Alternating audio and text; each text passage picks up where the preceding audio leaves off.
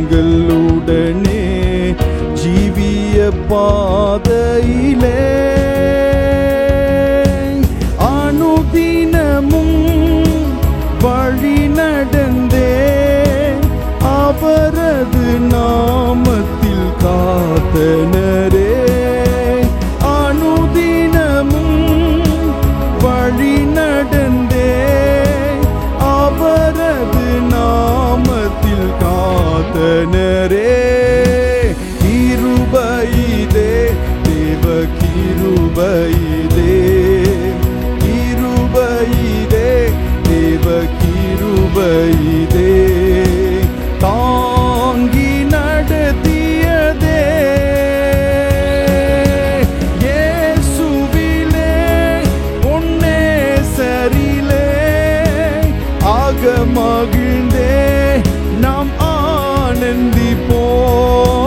இயேசுவிலே பொன்னேசரிலே ஆக மகிழ்ந்தே நாம் ஆனந்திப்போம். அன்பின் அகலமும் நீளம் உயரமும் ஆழமும் அறிந்துணர அனுக்கிரகித்தார். அன்பின் அகலமும் நீளம் உயரமும் ஆழமும் அறிந்துணர கிறிஸ்துவிலே ஒரு மனையாய் சிருஷ்டித்தே நிறுத்தினார் அவர் சுதராய். கிறிஸ்துவிலே ஒரு மனையாய் சிருஷ்டித்தே நிறுத்தினார் அவர் சுதராய். கிருபையிலே தேவ கிருபையிலே, கிருபையிலே தேவ கிருபையிலே தாங்கி நடத்தியதே. இயேசுவிலே பொன்னேசரிலே ஆக மகிழ்ந்தே நாம் ஆனந்திப்போம். இயேசுவிலே பொன்னேசரிலே ஆக மகிழ்ந்தே நாம் ஆனந்திப்போம். வார்த்தையினால் அவர் தீர்த்தார் எந்தன் வியாதியும் வேதனையும் வைத்தியராய். வார்த்தையினால் அவர் தீர்த்தார் எந்தன் வியாதியும் வேதனையும் இயேசுவல்லால் சார்ந்திடவோ இகமதில் வேறெமக்காருமில்லை. இயேசுவல்லால் சார்ந்திடவோ இகமதில் வேறெமக்காருமில்லை. கிருபையிலே தேவ கிருபையிலே, கிருபையிலே தேவ கிருபையிலே தாங்கி நடத்தியதே. இயேசுவிலே பொன்னேசரிலே ஆக மகிழ்ந்தே நாம் ஆனந்திப்போம். இயேசுவிலே பொன்னேசரிலே ஆக மகிழ்ந்தே நாம் ஆனந்திப்போம். அவர் நம்மேல் வைத்த அவருடைய கிருபை எவ்வளவு மேலானது, எவ்வளவு பெரியது என்பதை இந்த ஆராதனை வேளையிலே நாம் யோசித்து பார்ப்போம். கடந்த நாட்களில் ஆண்டவர் நம்மை நடத்தின அந்த விதங்களை நினைத்து பார்த்து உள்ளத்தின் ஆழத்திலிருந்து உம்முடைய கிருபை அல்லவா என்னை நடத்தி வந்தது, உம்முடைய அன்பல்லவா என்னை நடத்தி வந்தது என்று சொல்லி ஆண்டவரை ஆராதிப்போம், அவரை மகிமைப்படுத்துவோம். கிருபையிலே தேவ கிருபையிலே கிருபை இதே தேவ கிருபை. என்னை தாங்கி நடத்தியதே இயேசுவிலே பொன்னே சரிலே ஆக மகிழ்ந்தே நாம் ஆனந்திப்போம். இயேசுவிலே பொன்னே சரிலே ஆக மகிழ்ந்தே நாம் ஆனந்திப்போம். பரிசுத்த ஆவியானவரே, உம்முடைய கிருபைக்காக நன்றி செலுத்துகிறோம். வேதத்திலே சொல்லப்பட்டிருக்கிறது, ஜீவனை பார்க்கிலும் உம்முடைய கிருபை பெரியது, உம்முடைய கிருபை மேலானது. அந்த மேலான கிருபையை எங்களுக்கு தந்து கடந்த நாட்களில் எங்களை நடத்தி வந்த விதங்களை நினைத்து பார்த்து உமக்கு நாங்கள் முழு இருதயத்தோடு நன்றி செலுத்துகிறோம். ஆண்டவரே, நீர் அல்லவா எங்களை நடத்தி வந்தீர். வேதம் சொல்லுகிறது, கர்த்தர் ஒருவரே அவனை வழி நடத்தினார், அந்நிய தேவர்கள் அவரோடு இருந்ததில்லை. நீர் எங்களை வழி நடத்தின தெய்வம், நீரே எங்களை வழி நடத்தினவர். ஆண்டவரே, எல்லா துதியும் கனமும் ஆராதனையும் மகிமையும் ஸ்தோத்திரமும் ஆண்டவரே உமக்கு நாங்கள் செலுத்துகிறோம். ஆண்டவரே, நீர் மாத்திரம் உயர்ந்திருப்பீராக. கனத்தை உமக்கு நாங்கள் செலுத்துகிறோம். இயேசுவின் நாமத்தில் கேட்கிறோம் நல்ல பிதாவே, ஆமென். ஹல்லேலூயா. கரங்கள் உயர்த்தி ஆண்டவரை மகிமைப்படுத்துவோம். ஹல்லேலூயா. சேர்ந்து பாடி ஆண்டவரை மகிமைப்படுத்துவோம். பள்ளத்தாக்கில் நடக்கும்போது என்னை காண்பவரே, தாகத்தாலே கதறும்போது என்னை கேட்பவரே, என்ன கோர் நீர் எந்த துணையாளரே, தாகம் தீர்க்கும் ஜீவ தண்ணீரே. சேர்ந்து பாடுவோமா? ஆமென்.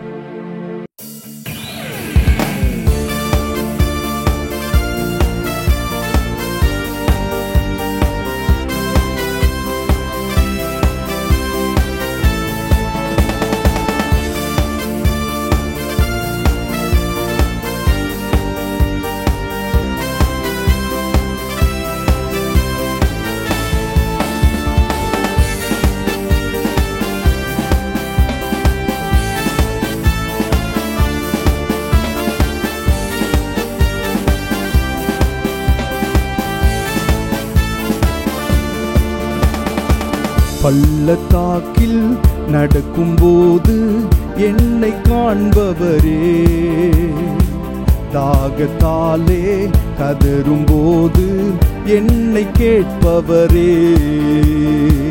பள்ளத்தாக்கில் நடக்கும்போது என்னை காண்பவரே, தாகத்தாலே கதறும்போது என்னை கேட்பவரே. என்ன கோர் நீரெந்தன் துணையாளரே, தாகம் தீர்க்கும் ஜீவ தண்ணீரே. என்ன கோர் நீரெந்தன் துணையாளரே, தாகம் தீர்க்கும் ஜீவ தண்ணீரே. ஆவியானவரே, ஆவியானவரே, ஆவியானவரே, ஆவியானவரே. இருள் நிறைந்த பள்ளத்தாக்கில் நடக்க நேர்ந்தாலும் கலங்க மாட்டேன், திகைக்க மாட்டேன், நீர் என்னோடு உண்டு. இருள் நிறைந்த பள்ளத்தாக்கில் நடக்க நேர்ந்தாலும் கலங்க மாட்டேன், திகைக்க மாட்டேன், நீர் என்னோடு உண்டு. வார்த்தையாலே தேற்றுவீர், சமூகத்தாலே நடத்துவீர். வார்த்தையாலே தேற்றுவீர், சமூகத்தாலே நடத்துவீர். என்ன கோர் நீர் எந்தன் துணையாளரே, தாகம் தீர்க்கும் ஜீவ தண்ணீரே. என்ன கோர் நீர் எந்தன் துணையாளரே, தாகம் தீர்க்கும் ஜீவ தண்ணீரே. ஆவியா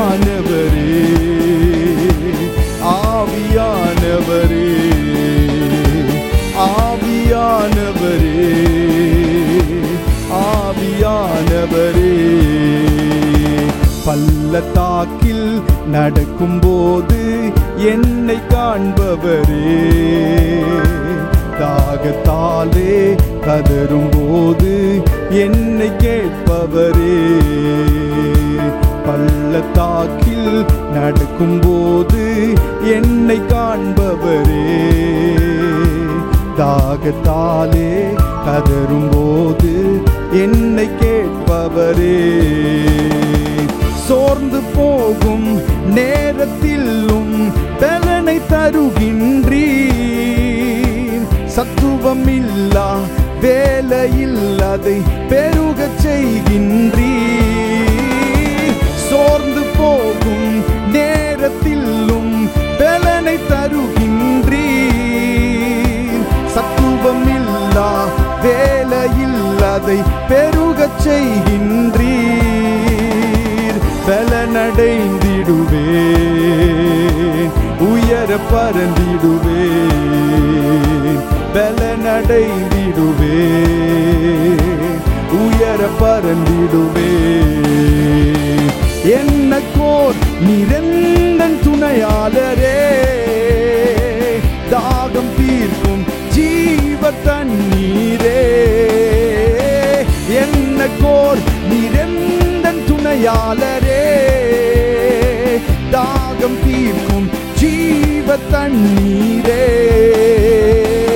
ஆவியானவரே, ஆவியானவரே, ஆவியானவரே, ஆவியானவர். என்னக்கோர் நிரந்தன் துணையாளரே, தாகம் தீர்க்கும் ஜீவ தண்ணீரே. என்னக்கோர் நிரந்தன் துணையாளர், பாடுவோம். தாகம் தீர்க்கும் ஜீவ தண்ணீரே. ஆவியானவர், ஆவியானவரே, ஓ ஆவியானவரே, ஆவியானவரே, ஆவியானவர். பள்ளத்தாக்கில் நடக்கும்போது, பள்ளத்தாக்கில் நடக்கும்போது என்னை காண்பவரே, தாகத்தாலே கதறும்போது என்னை கேட்பவரே. பள்ளத்தாக்கில் நடக்கும்போது என்னை காண்பவரே, தாகத்தாலே கதறும்போது என்னை கேட்பவரே.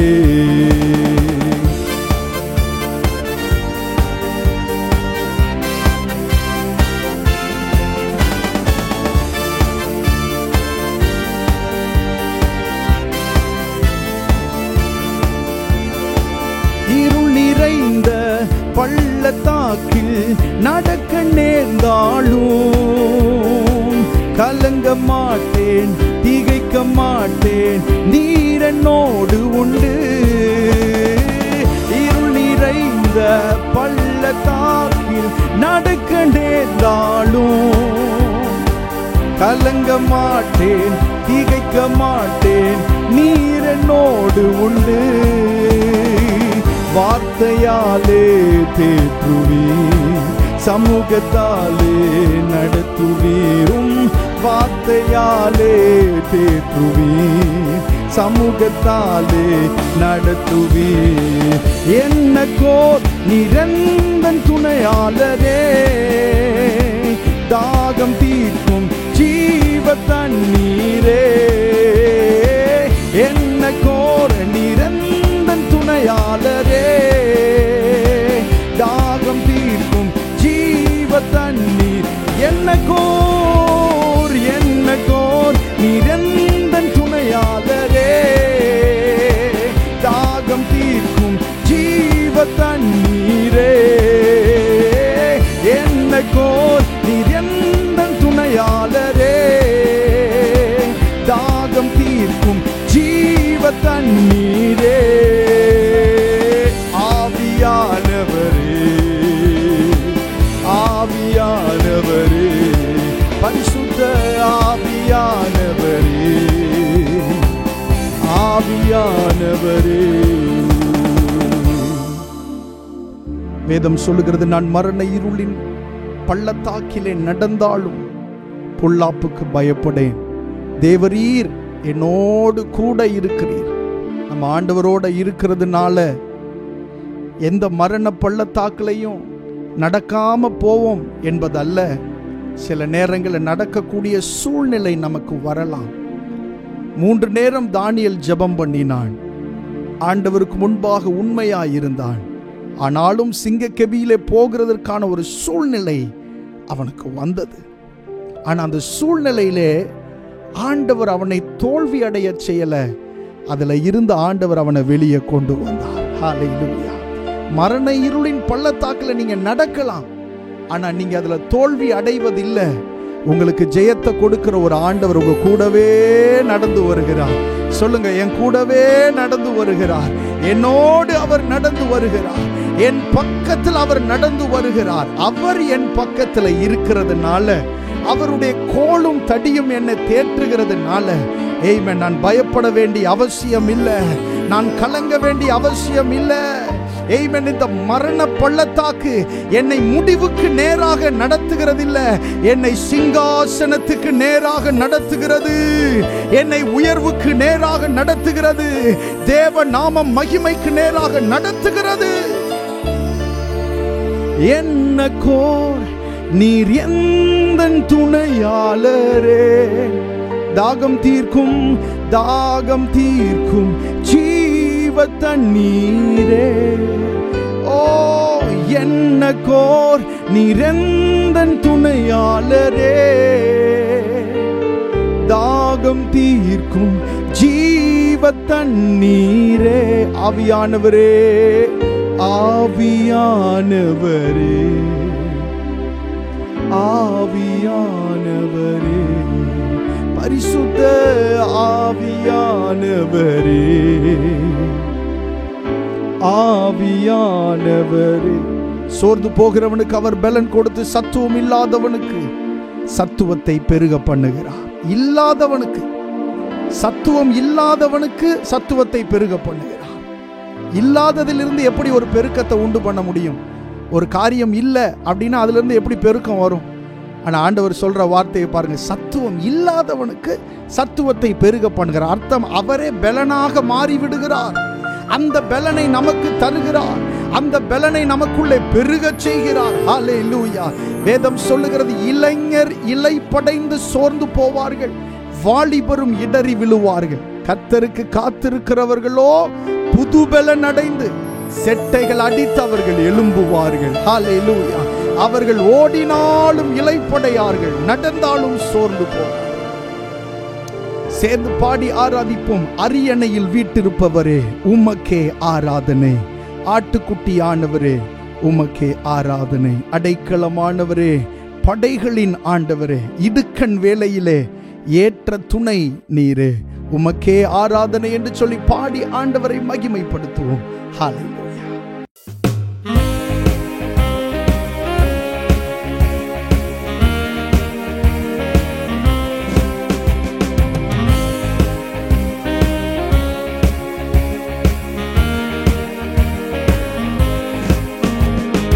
அரியணையில் வீட்டிருப்பவரே உமக்கே ஆராதனை, ஆட்டுக்குட்டியானவரே உமக்கே ஆராதனை, அரியணையில் வீட்டிருப்பவரே உமக்கே ஆராதனை, ஆட்டுக்குட்டியானவரே உமக்கே ஆராதனை, உமக்கே ஆராதனை, உமக்கே ஆராதனை, உமக்கே ஆராதனை, உமக்கே ஆராதனை, அரியணையில் வீற்றிருப்பவரே உமக்கே ஆராதனை, ஆட்டுக்குட்டியானவரே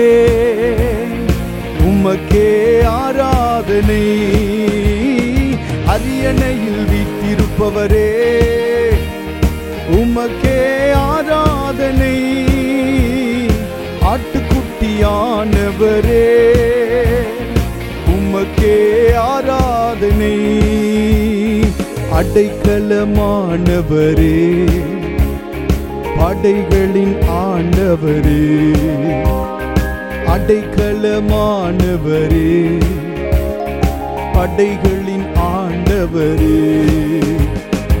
இடுக்கண் வேளையிலே ஏற்ற துணை நீரே, இடுக்கண் வேளையிலே ஏற்ற துணை நீரே.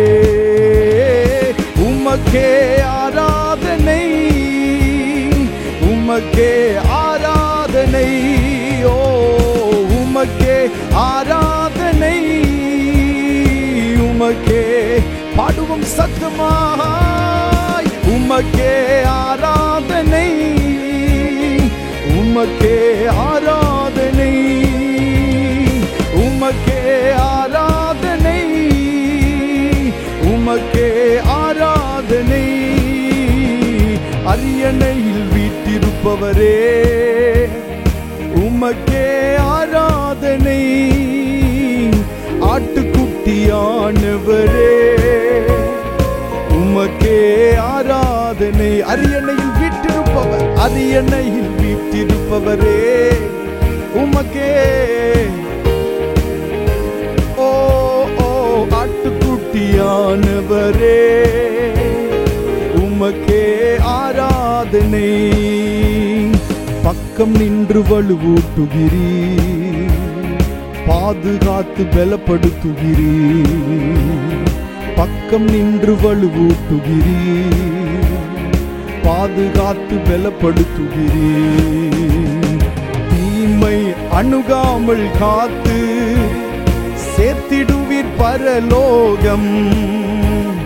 தீமை அணுகாமல் காத்து சேர்த்திடுவீர் பரலோகம். உமக்கே உமக்கே சத்தமாய், உமக்கே ஆராதனை, உமக்கே ஆராதனை, உமக்கே ஆராதனை, உமக்கே ஆராதனை, உமக்கே ஆராதனை, உமக்கே ஆராதனை, உமக்கே ஆராதனை. அரியணையில் வீற்றிருப்பவரே, உமக்கே ஆராதனை. ஆட்டுக்குட்டியானவரே, உமக்கே ஆராதனை. அரியணையில் வீற்றிருப்பவரே, உமக்கே ஆராதனை. ஆட்டுக்குட்டியானவரே, உமக்கே உமக்கே ஆராதனை. எரிகின்ற அக்கின் சூளை எதுவும் என்னை தொடுவதில்லை. எரிகின்ற அக்கின் சூளை எதுவும் என்னை தொடுவதில்லை. ஆராதிக்கும் எங்கள் தெய்வம் எப்படியும் காப்பாற்றுவீர்.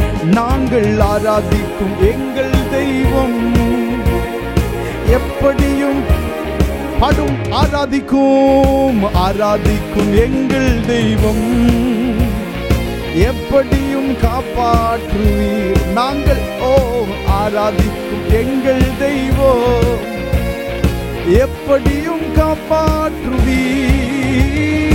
உமக்கே ஆராதனை, உமக்கே ஆராதனை, உமக்கே ஆராதனை, உமக்கே ஆராதனை. உமக்கே உமக்கே அல்வரோ சந்தலஹந்தல பகனதியே. அல்லேலூயா. உமக்கே ஆராதனை, உமக்கே ஆராதனை. அரியணையில் வீற்றிருப்பவரே, உமக்கே ஆராதனை. ஆட்டுக்குட்டியானவரே, உமக்கே ஆராதனை. ஓ அரியணையில் வீற்றிருப்பவர் வா.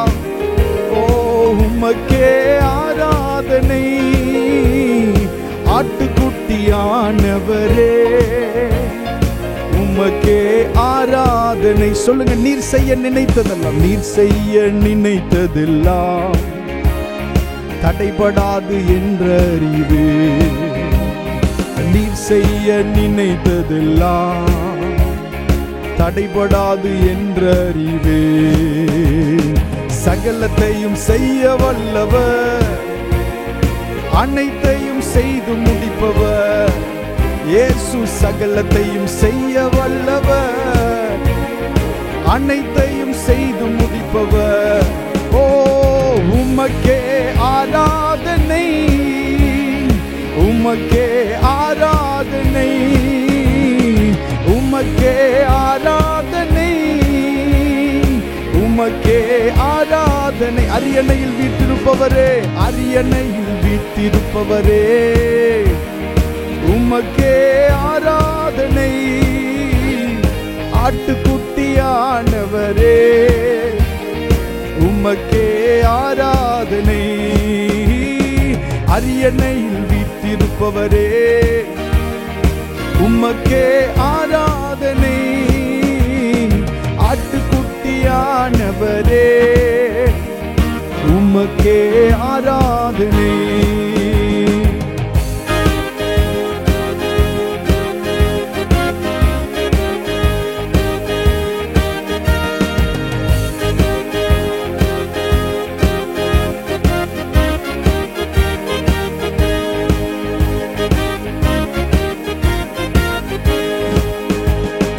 எரிகின்ற அக்கினி சூளை எதுவும் என்னை தொடுவதில்லை.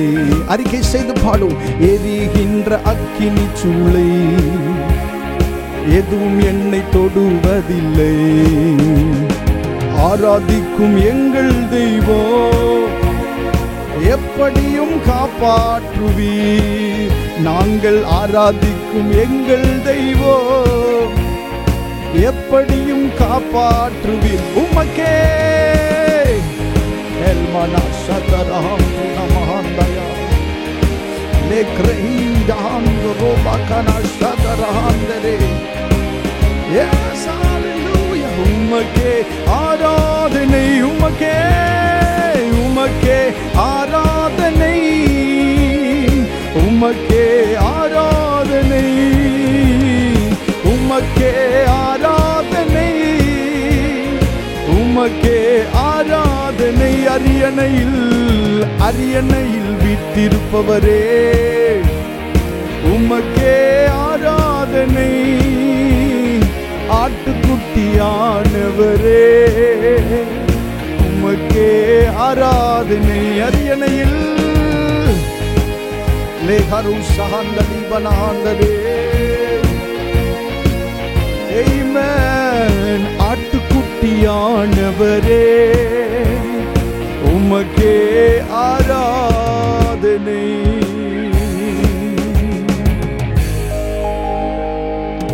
நீர் செய்ய நினைத்தது தடைபடாது என்பதை நான் அறிந்திருக்கிறேன். யோபு சொல்லுகிறார் இந்த வார்த்தையை. நீ செய்ய நினைத்தது தடைபடுவதில்லை. ஆண்டவர் உங்களை குறித்து என்னெல்லாம் செய்யணும்னு நினைச்சாரோ அது தடுக்கப்பட முடியாது. அதை தடுத்துவிட முடியாது. நீங்களே அதை தடுக்க முடியாது. ஆண்டவர் செய்ய நினைச்சது அவர் செய்வார். அவர் தீர்மானம் பண்ணினது அவர் செய்வார். அவர் திட்டம் பண்ணினது அவர் செய்வார். ஹல்லேலூயா. யோபு சொல்லுகிறார், அதை நான் அறிந்திருக்கிறேன். அவர் எனக்கு இதை செய்வார்னு எனக்கு தெரியும், நான் தெரிஞ்சிருக்கிறேன் அப்படின்னு சொல்றார். விசுவாச வார்த்தையை பாருங்க. இன்னைக்கு நீங்க அப்படி சொல்லுவீங்கன்னு சொன்னா ஆண்டவர் நிச்சயமாக உங்களுக்கு அற்புதங்களை செய்ய அவர் உண்மை உள்ள தேவன். ஹல்லேலூயா. கரங்களை உயர்த்தி சொல்லுங்க, தேவனே நீர் நினைத்தது தடைபடாது, எனக்கென்று நீர் முன் குறித்தது தடைபடாது. ஹல்லேலூயா. நாங்கள் ஆராதிக்கிற தேவன் எங்களை தப்புவிக்க வல்லவராய் இருக்கிறார். எரிகின்ற அக்கினி சூளைக்கும் ராஜாவாகிய உம்முடைய கைக்கும் எங்களை அவர் தப்புவிப்பார். அவர் தப்புவிக்காம போனாலும் அப்படின்னு சொல்லி அந்த வசனத்துல சொல்லப்பட்டிருக்கிறது நம்ம பார்க்கிறோம். ஹல்லேலூயா, ஆமென். ஆண்டவர் நம்மை தப்புவிக்க அவர் வல்லமையுள்ள தேவன். இதிலே என்னுடைய சூழ்நிலை முடிந்து விடுமோ என்று நீங்கள் கவலைப்பட வேண்டாம். இந்த சூழ்நிலை ஆண்டவர் மாற்றுவார். பல வருஷமாய் இது தொடர்ந்து கொண்டே இருப்பதினாலே இதுதான் நிரந்தரமாகி விடுமோ என்று நீங்கள் நினைக்க வேண்டாம். ஆமென். எந்த சூழ்நிலையும் மாற்ற அவர் உண்மையுள்ளவர், அவர் பெரியவர். நன்றி இயேசுவே. இடுக்கண் வேளையிலே ஏற்ற துணை நீரே, இடுக்கண் வேளையிலே ஏற்ற துணை நீரே. ஆராதிக்கும் எங்கள் தெய்வம் எப்படியும் காப்பாற்றுவீர். நாங்கள் ஆராதிக்கும் எங்கள் தெய்வம் எப்படியும் காப்பாற்றுவீர். சகலத்தையும் செய்ய வல்லவர், அனைத்தையும் செய்து முடிப்பவர். எனக்காய் சகலத்தையும் செய்ய வல்லவர், அனைத்தையும் செய்து முடிப்பவர். ஹல்லேலூயா. இன்னொரு பாடலை சேர்ந்து பாடி கர்த்தருடைய நாமத்தை மகிமைப்படுத்தும். நம்பிக்கையுடைய சிறைகளே, அரணுக்கு திரும்புங்கள், இரட்டிப்பானதை தருகிறார், இன்றைக்கே திரும்புங்கள். சேர்ந்து பாடி கர்த்தருடைய நாமத்தை ஆமென் நாம் ஆராதிப்போம். அவர் சொல்லிட்ட நல்வார்த்தையை அவர் நிறைவேற்றுகிறவர். கொள்ளை கொண்ட உன் பட்டணத்தை மறுபடியும் குடியேற்றுவார். ஆமென். ராஜாக்கள் உன்னை தேடி வர வாசல்களை ராப்பகல் திறந்து வைப்பார் என்று சொல்லி இந்த வசனங்களை நம்ம பாடி ஆண்டவருடைய நாமத்தை மகிமைப்படுத்தும். ஆமென்.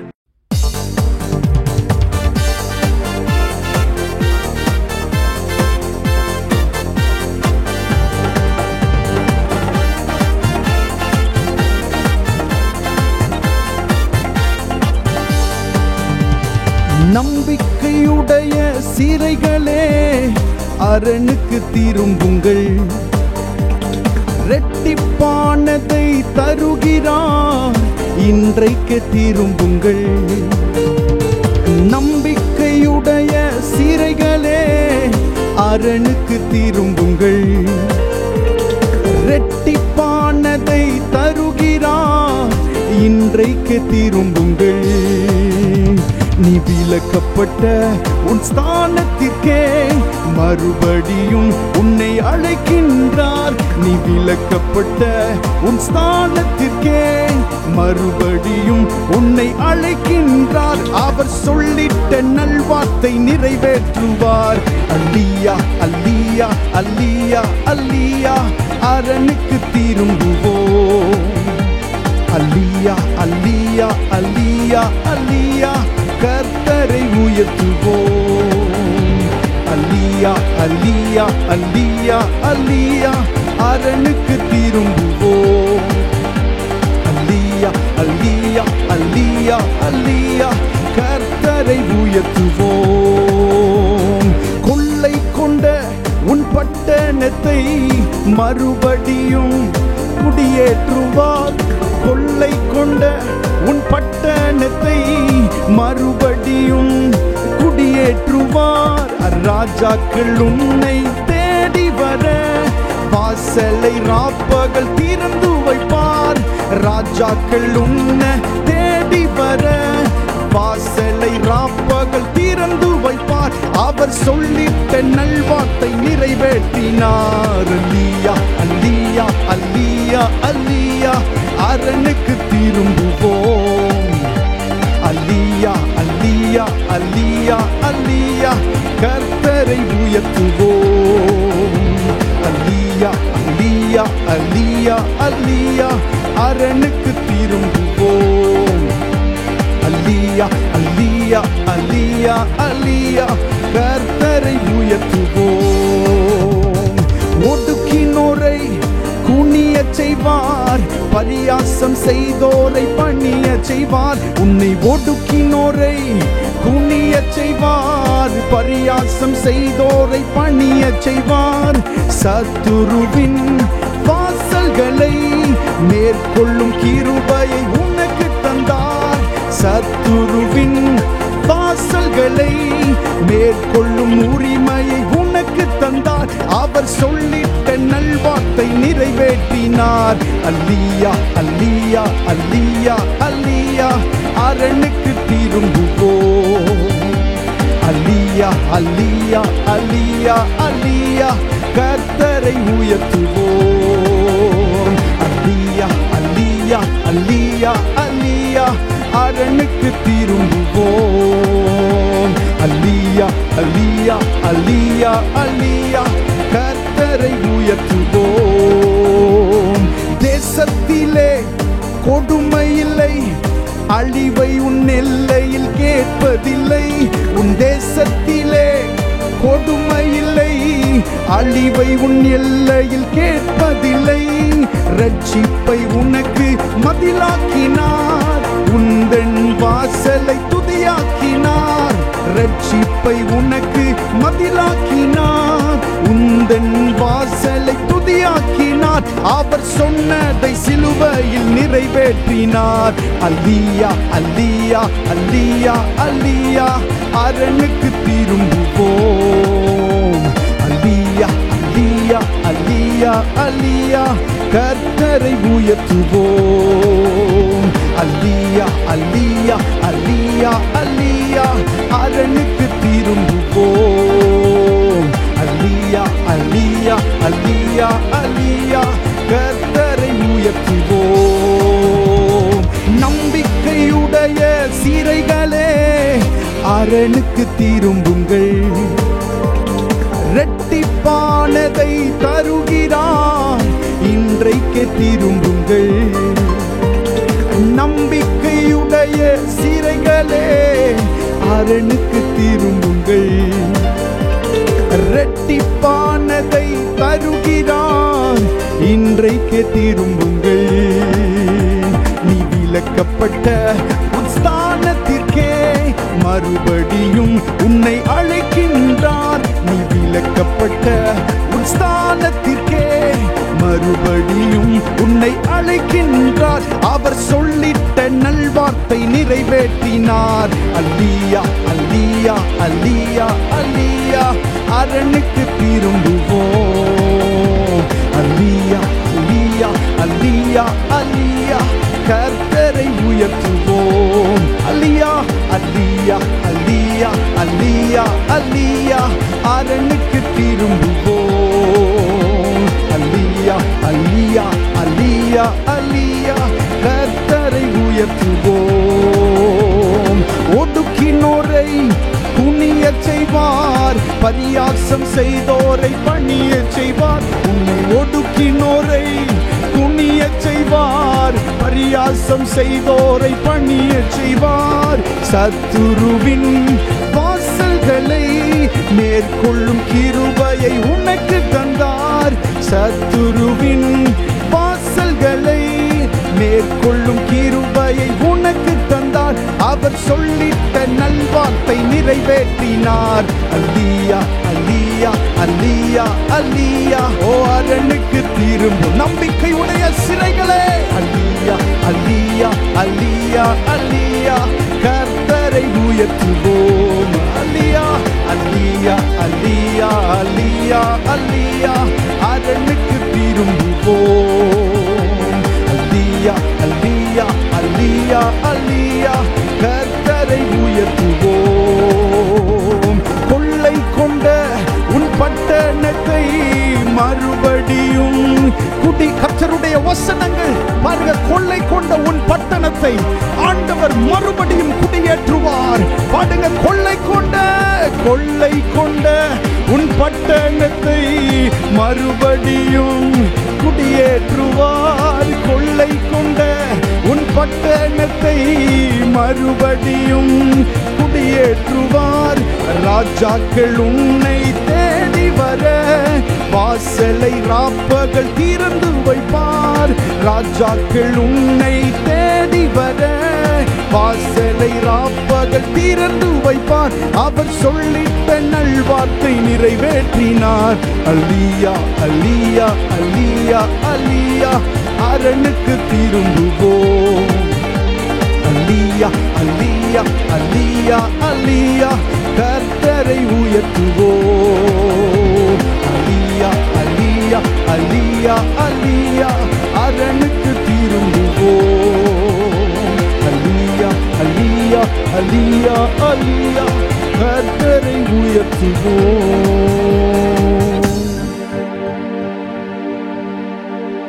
ஒடுக்கினோரை குனியச் செய்வார், பரியாசம் செய்தோரை பணியச் செய்வார். உன்னை ஒடுக்கினோரை குனியச் செய்வார், பரியாசம் செய்தோரை பணியச் செய்வார். சத்துருவின் வாசல்களை மேற்கொள்ளும் கிருபையை உனக்கு தந்தார். சத்துருவின் வாசல்களை மேற்கொள்ளும் கிருபையை உனக்கு தந்தார். அவர் சொல்லிட்ட நல்வார்த்தை நிறைவேற்றினார். அல்லியா அல்லியா அல்லியா அல்லியா, அரணுக்கு திரும்புவோம். அல்லியா அல்லியா அல்லியா அல்லியா, கர்த்தரை உயர்த்துவோம். நம்பிக்கையுடைய சிறைகளே, அரணுக்கு திரும்புங்கள், இரட்டிப்பானதை தருவேன், இன்றைக்கே தருவேன் என்கிறார். இன்றைக்கே தருவேன் என்கிறார். நம்பிக்கையுடைய சிறைகளே, ஆமென். சிறையிருப்பில் இருப்பவர்களை பார்த்து ஆண்டவர் சொல்லுகிறார். நம்பிக்கையோட இருக்கிறவங்களை பார்த்து ஆண்டவர் சொல்லுகிறார், நீங்கள் அரணுக்கு திரும்புங்கள்.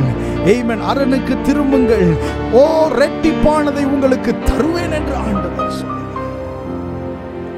நீ விலக்கப்பட்ட உன் ஸ்தானத்திற்கே மறுபடியும் உன்னை அழைக்கின்றார். நீ விலக்கப்பட்ட உன் ஸ்தானத்திற்கே மறுபடியும் அவர் அழைக்கின்றார்.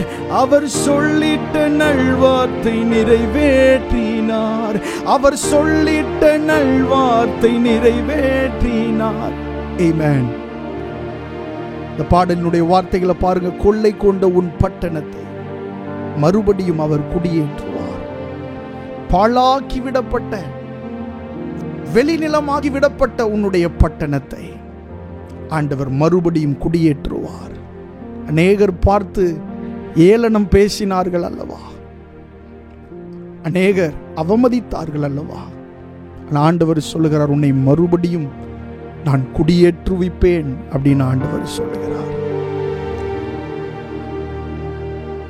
தேசத்தில கொடுமை இல்லை, உன்னுடைய எல்லையிலே அழிவு என்பது கேட்கப்படுவதில்லை. இரட்சிப்பை ஆண்டவர் உனக்கு மதிலாக மாற்றுகிறார். உன் வாசலை துதியாக மாற்றுகிறார். ஹல்லேலூயா.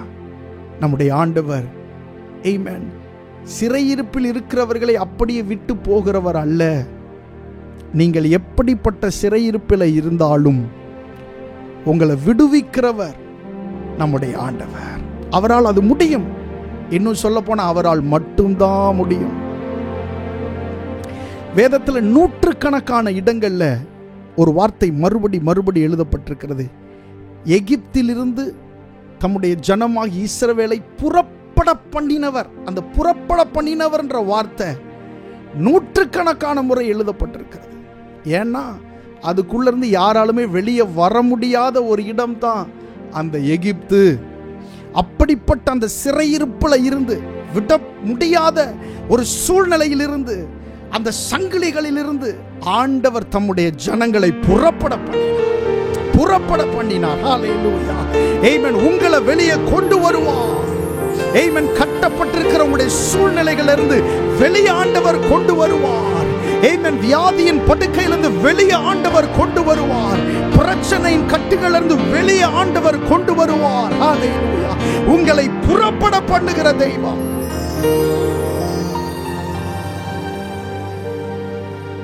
ஆண்டவர் சொல்லும்போது, இந்த எகிப்தை பற்றி சொல்லும்போது ஆண்டவர் இப்படி சொல்லுகிறார், இருப்பு காலவாய் ஆகிய எகிப்திலிருந்து உன்னை புறப்பட பண்ணினவர். அந்த இருப்பு காலவாய் அப்படின்னா என்ன? அப்படின்னா இரும்பு பட்டறை அப்படின்னு அர்த்தம். இரும்பு பட்டறையில் இரும்பை நல்லா தீயில காய்ச்சி அதை இரக்கமே இல்லாமல் அடிப்பாங்க. கேள்விப்பட்டிருக்கிறீங்களா? பார்த்துருக்கிறீங்களா? அதுபோல இரக்கமற்ற தனத்தோடு இஸ்ரவேல் ஜனங்கள் அடிக்கப்பட்டார்கள், கஷ்டப்பட்டாங்க, ரொம்ப வேதனைப்பட்டார்கள். அந்த சூழ்நிலையிலிருந்து, இரக்கமில்லாமல் அடிக்கப்பட்ட அந்த சூழ்நிலையிலிருந்து தம்முடைய ஜனங்கள் ஆண்டவர் புறப்பட பண்ணினார். ஹல்லேலூயா, ஆமென். உங்களை விடுவிக்கிறவர், உங்களை விடுவிக்கிறவர், உங்களை விடுவிக்கிறவர். ஓ, கொள்ளை கொண்ட உன் பட்டணத்தை மறுபடியும் குடியேற்றுவார். கொள்ளை கொண்ட உன் பட்டணத்தை மறுபடியும் குடியேற்றுவார். ராஜாக்கள் உன்னை தேடி வர வாசலை ராப்பகல் திறந்து வைப்பார். ராஜாக்கள் உன்னை தேடி வர வாசலை ராப்பகல் திறந்து வைப்பார். அவர் சொல்லிட்ட நல்வார்த்தை நிறைவேற்றினார். நம்முடைய வாழ்க்கையில எல்லா சூழ்நிலையிலும் தேவனுடைய நாமம் மட்டும் மகிமைப்பட வேண்டும், அவருடைய நாமம் உயர்த்தப்பட வேண்டும். பலவீனன் என்று சொல்லாமல் பலவான் என்பேன் நான். சுகவீனன் என்று சொல்லாமல் சுகவான் என்பேன் நான். பலவீனன் என்று சொல்லாமல் பலவான் என்பேன் நான். சுகவீனன் என்று சொல்லாமல் சுகவான் என்பேன் நான்.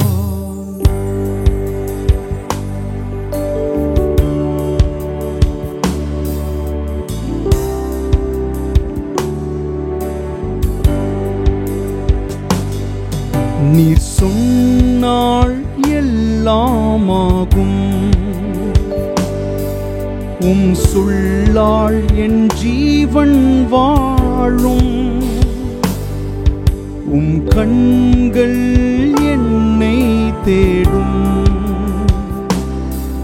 நான் உடைந்தால் உம் உள்ளம் வாடும். உம் கிருபையும் உம் வார்த்தையும் எந்தன் வாழ்வை தாங்கும். உம் கிருபையும் உம் வார்த்தையும் எந்தன் வாழ்வை தாங்கும்.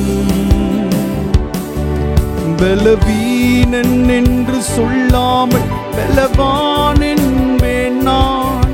சுகவீனன் என்று சொல்லாமல் சுகவான் என்பேன் நான்.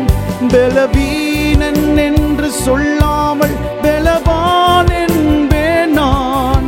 சுகவீனன் என்று சொல்லாமல் சுகவான் என்பேன் நான். பாவி என்றென்னை தள்ளாமல் பாசத்தால் என்னை அணைத்தவரே. பாவி என்றென்னை தள்ளாமல் பாசத்தால் என்னை அணைத்தவரே. பரியாசமும் பசிதாகமும் உம்மை விட்டு என்னை பிரிக்காதே. பரியாசமும் பசிதாகமும் உம்மை விட்டு என்னை பிரிக்காதே. பலவீனன் என்று சொல்லாமல் பலவான் என்பேன் நான். சுகவீனன் என்று சொல்லாமல் சுகவான் என்பேன் நான். பலவீனன் என்று சொல்லாமல் பலவான் என்பேன் நான். சுகவீனன் என்று சொல்லாமல் சுகவான் என்பேன் நான். மெய் தேவாவும் அன்பை காட்டவே சொந்த ஜீவனை தந்தீரையா, மெய் தேவாவும் அன்பை காட்டவே சொந்த ஜீவனை தந்தீரையா. மார்பிலே தினம் சாய்ந்து நான் முத்தமிட்டு இளை பாருவே, மார்பிலே தினம் சாய்ந்து நான் முத்தமிட்டு இளை பாருவேன். பலவீனன் என்று சொல்லாமல் பலவான் என்பேன் நான், சுகவீனன் என்று சொல்லாமல் சுகவான் என்பேன் நான், பலவீனன் என்று சொல்லாமல் பலவான் என்பேன் நான், சுகவீனன் என்று சொல்லாமல் சுகவான் என்பேன் நான். உம்மை ஆராதிப்பேன், உம்மை ஆராதிப்பேன், உம்மை துதித்திடுவேன், உம்மை உயர்த்திடுவேன். உம்மை ஆராதிப்பேன், உம்மை ஆராதிப்பேன், உம்மை துதித்திடுவேன், உம்மை உயர்த்திடுவேன். பலவீனன் என்று சொல்லாமல் பலவான் என்பேன் நான், சுகவீனன் என்று சொல்லாமல் சுகவான் என்பேன் நான், பலவீனன் என்று சொல்லாமல் பலவான் என்பேன் நான், சுகவீனன் என்று சொல்லாமல் சுகவான் என்பேன் நான். பரிசுத்த ஆவியானவரே, உள்ளவைகளை அவமாக்கும்படி ஆண்டவரே இழிவாய் எண்ணப்பட்ட எங்களை நீ தெரிந்து கொண்டீரே, உமக்கு நாங்கள் நன்றி செலுத்துகிறோம். ஆண்டவரே, உம்முடைய அன்பு எவ்வளவு பெரியது, உம்முடைய அன்பு எவ்வளவு உயர்ந்தது. வேதம் சொல்லுகிறது, தேவன் தெரிந்து கொண்டார், எங்களை நீர் தெரிந்து கொண்டீரப்பா. ஆண்டவரே, உம்முடைய நாமத்தின் மகிமைக்காக எங்களை நீர் தெரிந்து கொண்டீர். ஹல்லேலூயா. பிரியமான தேவனுடைய பிள்ளைகளை, இந்த வார்த்தை யோசித்து பாருங்க. ஆண்டவர் உங்களை தெரிந்து கொண்டார். 28வது வசனம் 1 கொரிந்தியர் 1:28 தேவன் தெரிந்து கொண்டார் என்ற வார்த்தை எழுதப்பட்டிருக்கிறது. ஆண்டவர் உங்களை தெரிந்து கொண்டிருக்கிறார். வேதம் சொல்லுகிறது, நீங்கள் என்னை தெரிந்து கொள்ளவில்லை, நான் உங்களை தெரிந்து கொண்டேன். ஆண்டவர் தான் உங்களை தெரிந்து கொண்டார். அவருடைய பிள்ளைகளாய் இருக்கும்படி தெரிந்து கொண்டார். அவருடைய சொந்த ஜனங்களாய் இருக்கும்படி தெரிந்து கொண்டார். அவருடைய நாமத்தை சொல்லுகிற அந்த அதிகாரத்தையும் அந்த உரிமையும் நமக்கு தந்தார். அநேகர் அவருடைய நாமத்தை சொல்ல துணிந்தார்கள். சில பிசாசுகள் அவருடைய நாமத்தை சொல்ல துணிந்தது. இயேசு அவைகளை அதட்டினார்.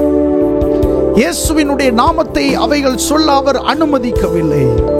வேதம் சொல்லுகிறது, இந்த ஜனத்தை எனக்கென்று ஏற்படுத்தினேன், இவர்கள் என் துதியை சொல்லி வருவார்கள். ஹல்லேலூயா.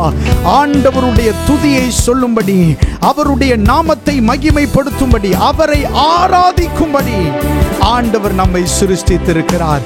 ஆமென். வேதம் சொல்லுகிறது, சுவாசம் உள்ள யாவும் கர்த்தரை துதிப்பதாக. ஹல்லேலூயா. எவ்வளவு அதிசயமான அற்புதமான காரியங்கள் ஆண்டவர் நமக்கு செய்திருக்கிறார். உன்னதமான அவருடைய நாமத்தை துதிக்கும்படி, ஸ்தோத்தரிக்கும்படி தேவன் நம்மை சிருஷ்டித்திருக்கிறார். அந்த அன்புக்காக எல்லாரும் ஆண்டவருக்கு நன்றி செலுத்துவோம். ஹல்லேலூயா. ஷெலே பராகதி தபரம சந்தனரரா லே பிரமாண சந்தராமனாகம் துநாதரே லே பராஹந்தே Libramana shamtaragada te te te te te repekete parash. Idambra namo shantana dagadi andala la baragade. Eda kata tata la barashiata. Udamana shamtaramana hamtaradi andere rebakana. Thank you, Appa. Thank you அப்பா, தேங்க்யூ அப்பா, thank you அப்பா. Hallelujah. Oh hallelujah, hallelujah. Thank you, thank you, thank you. நீர் இடைப்பட்டு கொண்டிருக்கிறதற்காக நன்றி. ஓ ஷாலலா பரிபி ஷாபாகது ஷாபாயா லே பிராட்டே கேதேலே. ஆண்டவர் உங்களை மறுபடியும் உங்களுடைய நிலையிலே நிறுத்தி கொண்டிருக்கிறார். சிலரை ஆமென் நீங்கள் வலுவி போன இடத்திலிருந்து மறுபடியும் உங்களுடைய ஸ்தானத்துக்கு ஆண்டவர் கொண்டு வருகிறார். ஓ ஷேதே ரேபா கானாதி ஆம்தானா பராஷ் லீப்ரமான ஷம்தரே நானா. தேங்க்யூ அப்பா. பரிசுத்த ஆவியானவரே, உமக்கு நாங்கள் நன்றி செலுத்துகிறோம். தாராதினுடைய மீதியான பகுதிகளை நீர் ஆசீர்வதியும். இயேசுவின் நாமத்தில் கேட்கிறோம் நல்ல பிதாவே, ஆமென். வாசிக்கும்படியாய் தெரிந்து கொண்ட சங்கீத பகுதி 35வது சங்கீதம் நாம் வாசிக்கலாம். கர்த்தாவே, நீர் என் வழக்காளிகளோடே வழக்காடி என்னோடு யுத்தம் பண்ணுகிறவர்களோடே யுத்தம் பண்ணும்.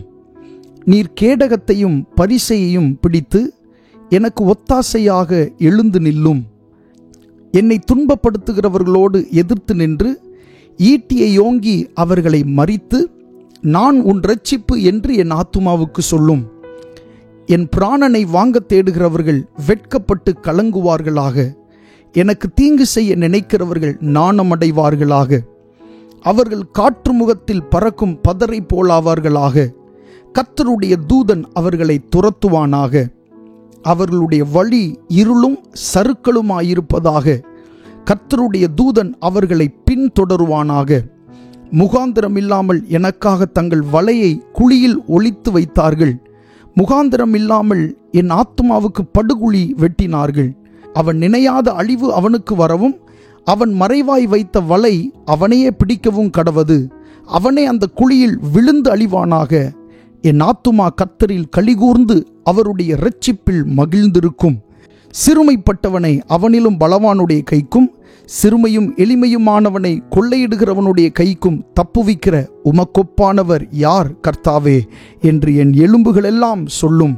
கொடுமையான சாட்சிகள் எழும்பி நான் அறியாததை என்னிடத்தில் கேட்கிறார்கள். நான் செய்த நன்மைக்கு பதிலாக தீமை செய்கிறார்கள். என் ஆத்துமா திக்கற்று போக பார்க்கிறார்கள். அவர்கள் வியாதியாயிருந்த போது ரெட்டு என் உடுப்பாயிருந்தது. நான் உபவாசத்தால் என் ஆத்துமாவை உபத்திரவப்படுத்தினேன். என் ஜெபமும் என் மடியிலே திரும்ப வந்தது. நான் அவனை என் சிநேகிதனாகவும் சகோதரனாகவும் பாவித்து நடந்து கொண்டேன். தாய்க்காக துக்கிக்கிறவனைப் போல் துக்க வஸ்திரம் தரித்து தலை கவிழ்ந்து நடந்தேன். ஆனாலும் எனக்கு ஆபத்துண்டான போது அவர்கள் சந்தோஷப்பட்டு கூட்டம் கூடினார்கள். நீசரும் நான் அறியாதவர்களும் எனக்கு விரோதமாய் கூட்டம் கூடி ஓயாமல் என்னை நிந்தித்தார்கள். அப்பத்துக்காக இச்சகம் பேசுகிற பரியாசக்காரரோட சேர்ந்து கொண்டு என்மேல் பற்கடிக்கிறார்கள். ஆண்டவரே, எதுவரைக்கும் இதை பார்த்து கொண்டிருப்பீர்? என் ஆத்துமாவை அழிவுக்கும் எனக்கு அருமையானதை சிங்கக்குட்டிகளுக்கும் தப்புவியும். மகா சபையிலே உம்மை துதிப்பேன். திரளான ஜனங்களுக்குள்ளே உம்மை புகழ்வேன். ஆமென். கர்த்தருடைய நாமம் மகிமைப்படுவதாக. நாம் தொடர்ந்து தேவனுடைய வார்த்தைக்கு நேராய் கடந்து செல்வோம். இந்த நாளிலே மார்க் எழுதின சுவிசேஷம் 10ஆம் அதிகாரம் 46வது வசனத்திலிருந்து 52வது வசனம் வரைக்கும் நாம் தியானிக்க போகிறோம். இங்கே ஒரு மனிதனை குறித்து சொல்லப்பட்டிருக்கிறது. நம்ம எல்லாருக்கும் தெரிந்த ஒரு சம்பவம் தான். ஒரு பார்வையற்ற மனிதன், அவனுடைய பெயர் பர்த்திமேயு என்று குறிப்பிடப்பட்டிருக்கிறது. 3 சுவிசேஷ புஸ்தகங்களிலும் இந்த மனுஷனை பற்றி சொல்லப்பட்டிருக்கிறது. அதனால் அநேக முறைகள் நீங்கள் வாசித்திருக்கக்கூடும். இதிலிருந்து கர்த்தருடைய வார்த்தைகளை நீங்கள் கேட்டிருக்கக்கூடும். இந்த சம்பவம் தெரியாத ஒரு கிறிஸ்தவர்களை இருக்க முடியாது. ஆனால் கடந்த நாட்களிலே நான் இதை தியானித்து கொண்டிருந்த போது ஆண்டவர் எனக்கு தந்த சில காரியங்களை உங்களோடு நான் பகிர்ந்து கொள்ளப் போகிறேன். கர்த்தர் தாமே இந்த வார்த்தைகளை ஆசீர்வதிப்பாராக. இந்த செய்தியினுடைய தலைப்பு என்னவென்று சொன்னால், பர்த்திமேயுவின் ஆவிக்குரிய கண்கள் குருடாக்கப்படவில்லை. பர்த்திமேயுனுடைய ஆவிக்குரிய கண்கள் குருடாக்கப்படலை. அவனை பார்க்கும்போது அவன் ஒரு பார்வையற்ற மனிதன். பிசிக்கலா அவனால் எதையுமே பார்க்க முடியாது. ஆனால் அவனுடைய ஆவிக்குரிய கண்கள் திறந்திருந்தது. அந்த கண்களை பயன்படுத்தி அவன் பார்த்த கேட்ட விஷயங்களை குறித்து தான் இந்த நாளிலே கர்த்தருடைய வார்த்தையை தியானிக்க போகிறோம். கர்த்தர் நமக்கு உதவி செய்வாராக. இப்பொழுது வாசிக்கலாம். மார்க் எழுதின சுவிசேஷம் 10ஆம் அதிகாரம் 46வது வசனத்திலிருந்து 52வது வசனம் வரைக்கும் எல்லாரும் சேர்ந்து நம்ம வாசிக்கலாம். பின்பு அவர்கள் எரிகோவுக்கு வந்தார்கள். அவரும் அவருடைய சீஷர்களும் திரளான ஜனங்களும் எரிகோவை விட்டு புறப்படுகிற போது திமேயுவின் மகனாகிய பர்த்திமேயு என்கிற ஒரு குருடன் வழியருகே உட்கார்ந்து பிச்சை கேட்டுக் கொண்டிருந்தான். அவன் நசரேயனாகிய இயேசு வருகிறார் என்று கேள்விப்பட்டு, இயேசுவே, தாவீதின் குமாரனே, எனக்கு இரங்கும் என்று கூப்பிடத் தொடங்கினான். அவன் பேசாதிருக்கும்படி அநேகர் அவனை அதட்டினார்கள். அவனோ, தாவீதின் குமாரனை எனக்கு இரங்கும் என்று முன்னிலும் அதிகமாய் கூப்பிட்டான். இயேசு நின்று அவனை அழைத்து வரச் சொன்னார். அவர்கள் அந்த குருடனை அழைத்து, திடன்கொள், எழுந்திரு, உன்னை அழைக்கிறார் என்றார்கள். உடனே அவன் தன் மேல் வஸ்திரத்தை எறிந்துவிட்டு எழுந்து இயேசுவின் இடத்தில் வந்தான். இயேசு அவனை நோக்கி, நான் உனக்கு என்ன செய்ய வேண்டும் என்றிருக்கிறாய் என்றார். அதற்கு அந்த குருடன், ஆண்டவரே, நான் பார்வையடைய வேண்டும் என்றான். இயேசு அவனை நோக்கி, நீ போகலாம், உன் விசுவாசம் உன்னை இரட்சித்தது என்றார். உடனே அவன் பார்வையடைந்து வழியிலே இயேசுவுக்கு பின் சென்றான். கர்த்தருடைய நாமம் மகிமைப்படுவதாக. அருமையான வசனங்கள். வேதத்தில் சில பகுதிகளை நாம் வாசிக்கும் போது மிகவும் ஆச்சரியமாகவும் அதிகம் சிந்திக்கக்கூடிய பகுதியாகவும் இருக்கும். கர்த்தருடைய வசனம் எப்பொழுதுமே ஒரு கடலிலே முத்துக்களை தேடுவது போல, அல்லது முத்துக்களை பார்த்து மகிழ்ச்சி அடைவது போல, ஒரு முத்து பக்கத்தில் இன்னொரு முத்து, இப்படி தேடிக்கொண்டே போவது போல கர்த்தருடைய வசனங்கள் இருக்கும். நீங்கள் வேதம் வாசிக்கும் போது பரிசுத்த ஆவியானவர் உங்களை நடத்துவாரே, ஆனால் பரிசுத்த ஆவியானவர் உங்களை லீட் பண்ணுவார்னு சொன்னா நீங்க வேத புஸ்தகத்தை உங்களால் கீழே வைக்க மனமே வராது. அந்த அளவிலே ஆர்வத்தோட அவருடைய வசனத்தை நீங்கள் வாசிக்க ஆரம்பித்து விடுவீர்கள். அப்படி இந்த சம்பவத்தை நாம் பார்க்கும்போது, இந்த மனுஷன் கண் தெரியாத ஒருவன். இவனுடைய தகப்பனுடைய பேர் என்ன? திமேயு அப்படின்னு சொல்லப்பட்டிருக்கிறது. இந்த திமேயு அப்படின்ற அந்த தகப்பனுக்கு பர்த்திமேயு என்கிற மகன். இந்த பர்த்திமேயு பிறக்கும் போதே அவன் ஒரு பார்வையற்ற ஒரு மனுஷனாய் இருந்தான். பார்வையற்ற மனுஷனாய் இருந்ததுனால அவனுக்கு சமுதாயத்தில் எந்த விதமான ஒரு உதவியும் அங்கே கிடைக்கவில்லை. அதனால அவன் பிச்சை எடுக்கிற அந்த காரியத்தை அவன் செய்து கொண்டிருந்தான். பூர்வ காலங்களில் இப்படி சரீரங்களில் பலவீனப்பட்டவர்கள் அல்லது குஷ்டரோகத்தினால் பாதிக்கப்பட்டவர்கள், அங்கவீனம் உள்ளவர்கள் எல்லாம் என்ன செய்வாங்கன்னா பிச்சை தான் எடுப்பார்கள். வேதத்தில் நிறைய காரியங்களை எப்படி நம்ம பார்க்கிறோம். அலங்கார வாசலிலே ஒரு முடவன் இருந்தான். தாயின் வயிற்றில் இருந்து சப்பானியாய் பிறந்த மனுஷன் என்று அவனை குறித்து சொல்லப்பட்டிருக்கிறது. இந்த மாதிரியான மனிதர்கள் பாருங்க, அவர்கள் பெரும்பாலும் பிச்சை எடுக்கிறவர்களாகவே தான் இருந்திருக்கிறார்கள். இப்போ இந்த மனுஷன் அந்த வழி அருகே அவன் உட்கார்ந்து அவன் போகிற வருகிற ஜனங்களிடத்தில் பிச்சை எடுத்துக் கொண்டிருக்கிறான். 47வது வசனத்தை நம்ம வாசிக்கும் போது, அவன் நசரேயனாகிய இயேசு வருகிறார் என்று கேள்விப்பட்டு, இயேசுவே, தாவீதின் குமாரனே, எனக்கு இரங்கும் என்று அவன் கூப்பிடத் தொடங்கினான். முன்னே இயேசுவை குறித்து கேள்விப்பட்டிருந்ததுனால தான் இவ்வளவு தெளிவாக அவனால் இந்த வார்த்தையை சொல்லி அவனால் கூப்பிட முடிகிறது. அதற்கு முன்பாக இயேசு கிறிஸ்து அங்கே வருகிறார் என்று அவன் கேள்விப்பட்டான். அந்த வழியா இயேசு கிறிஸ்து வருகிறார் என்று அவன் கேள்விப்பட்ட உடனே அவன் அவரை நோக்கி கூப்பிட தொடங்கிவிட்டான். பாருங்க, நம்முடைய வாழ்க்கையில ஆண்டவர் நம்மை சந்திக்கும் ஒரு காலம் உண்டு. வேதத்தில் நிறைய காலங்கள் இருக்கிறது. பிரசங்கி புஸ்தகத்தில் நம்ம அதை வாசிக்கிறோம். நட ஒரு காலம் உண்டு, நட்டதை பிடுங்க ஒரு காலம் உண்டு அப்படின்னு சொல்லி, சிரிக்கிறதுக்கு ஒரு காலம், அழுகிறதுக்கு ஒரு காலம், இப்படி நிறைய காலங்கள் வேதத்தில் இருக்கிறது. ஆபத்து காலம் அப்படின்னு வாசிக்கிறோம். இப்படிப்பட்ட காலங்களை வேதத்தில் நீங்க நிறைய பார்க்கலாம். அதே போல ஆண்டவர் நம்மை சந்திக்கிற காலம் என்று ஒரு காலம் இருக்கிறது. ரொம்ப முக்கியமான காலம்ங்க இது. ஆண்டவர் நம்மை சந்திக்கிற காலம். எல்லா நேரங்களிலும் நாம் ஆண்டவரோடு பேசுகிறோம், ஆண்டவர் நம்மோடு பேசுகிறார். ஆனால் ஒரு குறிப்பிட்ட காலத்திலே ஆண்டவர் ஒரு தனிப்பட்ட மனுஷனை சந்திப்பார். அவனை சந்திப்பார். ஆண்டவர் அவனுடைய தேவைகளை, அவனுடைய பிரச்சனைகளை மாற்றும்படி, அவனுடைய குறைவுகளை நீக்கும்படி அவனை சந்திப்பார். ஆதியாகமம் 21ஆம் அதிகாரத்தில் நம்ம வாசிக்கும் போது ஆண்டவர் சாராளை என்ன செய்தார்னா கடாட்சித்தார் என்பது போல நாம் தமிழ்ல வாசிக்கிறோம். ஆனா நீங்க இங்கிலீஷ் பைபிள்ல வாசிக்கும் போது என்ன எழுதப்பட்டிருக்கிறது என்று சொன்னால், the Lord visited Sarah அப்படின்னு எழுதப்பட்டிருக்கிறது. ஆண்டவர் சாராளை சந்தித்தார் என்பது போல நாம் என்ன செய்கிறோம், அங்கே வாசிக்கிறோம். இந்த சந்திக்கிற காலம் இருக்கு பாருங்க. இந்த காலத்துல ஒரு தனிப்பட்ட மனுஷனுடைய வாழ்க்கையில் அற்புதங்கள் நடக்கும். ஆபிரகாமின் இடத்திலே பல வருடங்களாக, 25 வருடங்களாக ஆபிரகாமினிடத்திலும் சாராளிடத்திலும் ஆண்டவர் பேசிக் கொண்டிருக்கிறார். ஆனால் அவனை சந்தித்த அந்த காலம் என்பது மிகவும் விசேஷமானது. அந்த சந்திக்கிற காலத்துல தான் அவளுக்கு ஈசாக்கு பிறந்தான். ஹல்லேலூயா. சோ சந்திக்கிற ஒரு காலம் இருக்கு பாருங்க, ரொம்ப முக்கியமானது. உங்களுடைய வாழ்க்கையில நீங்க எதை மிஸ் பண்ணாலும் ஆண்டவர் உங்களை சந்திக்கிற காலத்தை நீங்க மிஸ் பண்ணிடவே கூடாது. அது ரொம்ப முக்கியமான காலகட்டம். பாருங்க, அதை மிஸ் பண்ண ஆட்களும் வேதத்தில் இருக்கிறார்கள். ஆண்டவர் எருசலேமை பார்த்து சொல்லுகிறார், உன்னை சந்திக்கும் காலத்தை நீ அறியாமல் போனபடியால் அப்படின்னு சொல்லி ஆண்டவர் எருசலேமை குறித்து பேசுகிறார். உன்னை சந்திக்க நான் வந்திருக்கேன், ஆனா நீ என்னை கவனிக்கல என்பது போல ஆண்டவர் அங்கு பேசுகிறதை பார்க்கிறோம். இந்த மனுஷனை பாருங்க, இந்த பர்த்திமே என்கிறதான பார்வையற்ற மனுஷன், இவனுக்கு வெளிப்புறமாக பார்வை இல்லை என்பது உண்மைதான். ஆனால் இவனுடைய ஆவிக்குரிய கண்கள் திறந்திருந்தபடியினால அவனை சந்திக்கும் காலத்தை அவன் அறிந்திருந்தான். ஹல்லேலூயா. உங்களை சந்திக்கிற காலத்தை நீங்க அறிந்திருக்கணும். இந்த மனுஷனுக்கு கண்ணு தெரியாது, பக்கத்துல எந்த மனுஷங்க எந்த மாதிரி இருப்பாங்கன்றது கூட அவனுக்கு தெரியாது. ஒவ்வொரு மனுஷனுடைய ரூபமும் எப்படி இருக்கும் என்று அவனுக்கு தெரியாது. தன்னை பெற்ற தாயையும் தகப்பனையும் அவன் பார்த்தது கிடையாது. அவன் அன்றாடம் சத்தம் கேட்கிற அந்த பேசுகிற நபர்களுடைய முகங்கள் அவனுக்கு தெரியாது. ஆனா இயேசுவை அவனுக்கு தெரிந்திருக்கிறது. இந்த இயேசுவை குறித்து அவன் கேள்விப்பட்டிருக்கிறான்.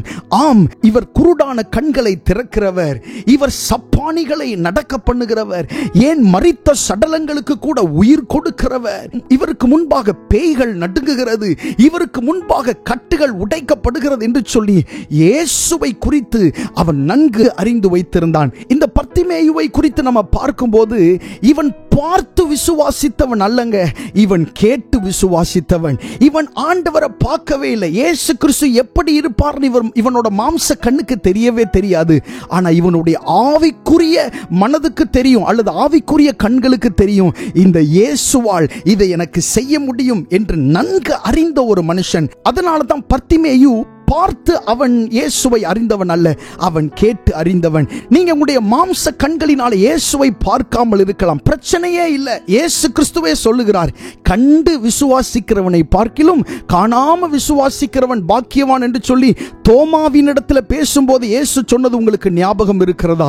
அதனால இயேசுவை பார்த்தாதான் விசுவாசிப்பேன் என்கிற நிலை அல்ல, அவரை பார்க்காமையும் விசுவாசிக்கிறதற்கு நாம் கற்றுக்கொள்ள வேண்டும். பாருங்க, இயேசுவினுடைய வார்த்தை இப்படி சுகமாக்குகிறது, இயேசுவினுடைய வார்த்தை இப்படி பிரச்சனைகளை மாற்றுகிறது என்று அந்த பர்த்திமேயு அறிந்தபடியினாலே, அந்த வார்த்தையின் மேல் உள்ள விசுவாசத்தினால அவரிடத்தில் அவன் நெருங்கி அந்த அற்புதத்தை பெற்றுக்கொண்டான். நிறைய நேரங்கள்ல இது போல ஆண்டவர் நம்மை சந்திக்க வருகிறார், நம்முடைய வாழ்க்கையில அவர் குறுக்கிடுகிறார். உங்களுடைய வாழ்க்கையில ஆண்டவர் குறுக்கிடுகிறார். அந்த குறுக்கிடுகிற நேரத்தை, சந்திக்கிற நேரத்தை நீங்கள் கண்டுகொள்ளாமல் இருக்கிறீர்கள். ஆண்டவர் உங்களை சந்திக்கிற அந்த காலத்தை நீங்கள் அறிந்து கொள்ள வேண்டும். ஆண்டவர் சந்திக்கிற காலத்தை நான் எப்படி பாஸ்டர் அறிந்து கொள்றது உங்களுக்கு ஒரு சந்தேகம் வரலாம். ரொம்ப சிம்பிள். ஆண்டவர் உங்களை சந்திக்கிற காலத்தை உங்களை சுற்றி இருக்கிற சூழ்நிலைகள் உங்களுக்கு தெரியப்படுத்தும். பர்த்திமேயிட்ட போய் யாரும் தனிப்பட்ட முறையில் சொல்லல, இயேசு கிறிஸ்து வருகிறார்னு சொல்லல. யாரும் பர்த்திமேயிட்ட போய் இப்படி ஒருவர் இந்த வழியாய் வரப்போகிறார் என்று சொல்லவே இல்லை. இன்னும் ஒரு படி இறங்கி போய் சொல்லணும்னா, இயேசு கிறிஸ்து பர்த்திமேயுக்காக அந்த வழியாக வரவே இல்லை. பர்த்திமேயுவை நினைச்ச அந்த வழியா வரல. ஆனா இவன் அதை பயன்படுத்தி கொண்டான். அவருடைய சந்திப்பை இவன் பயன்படுத்தி கொண்டான்.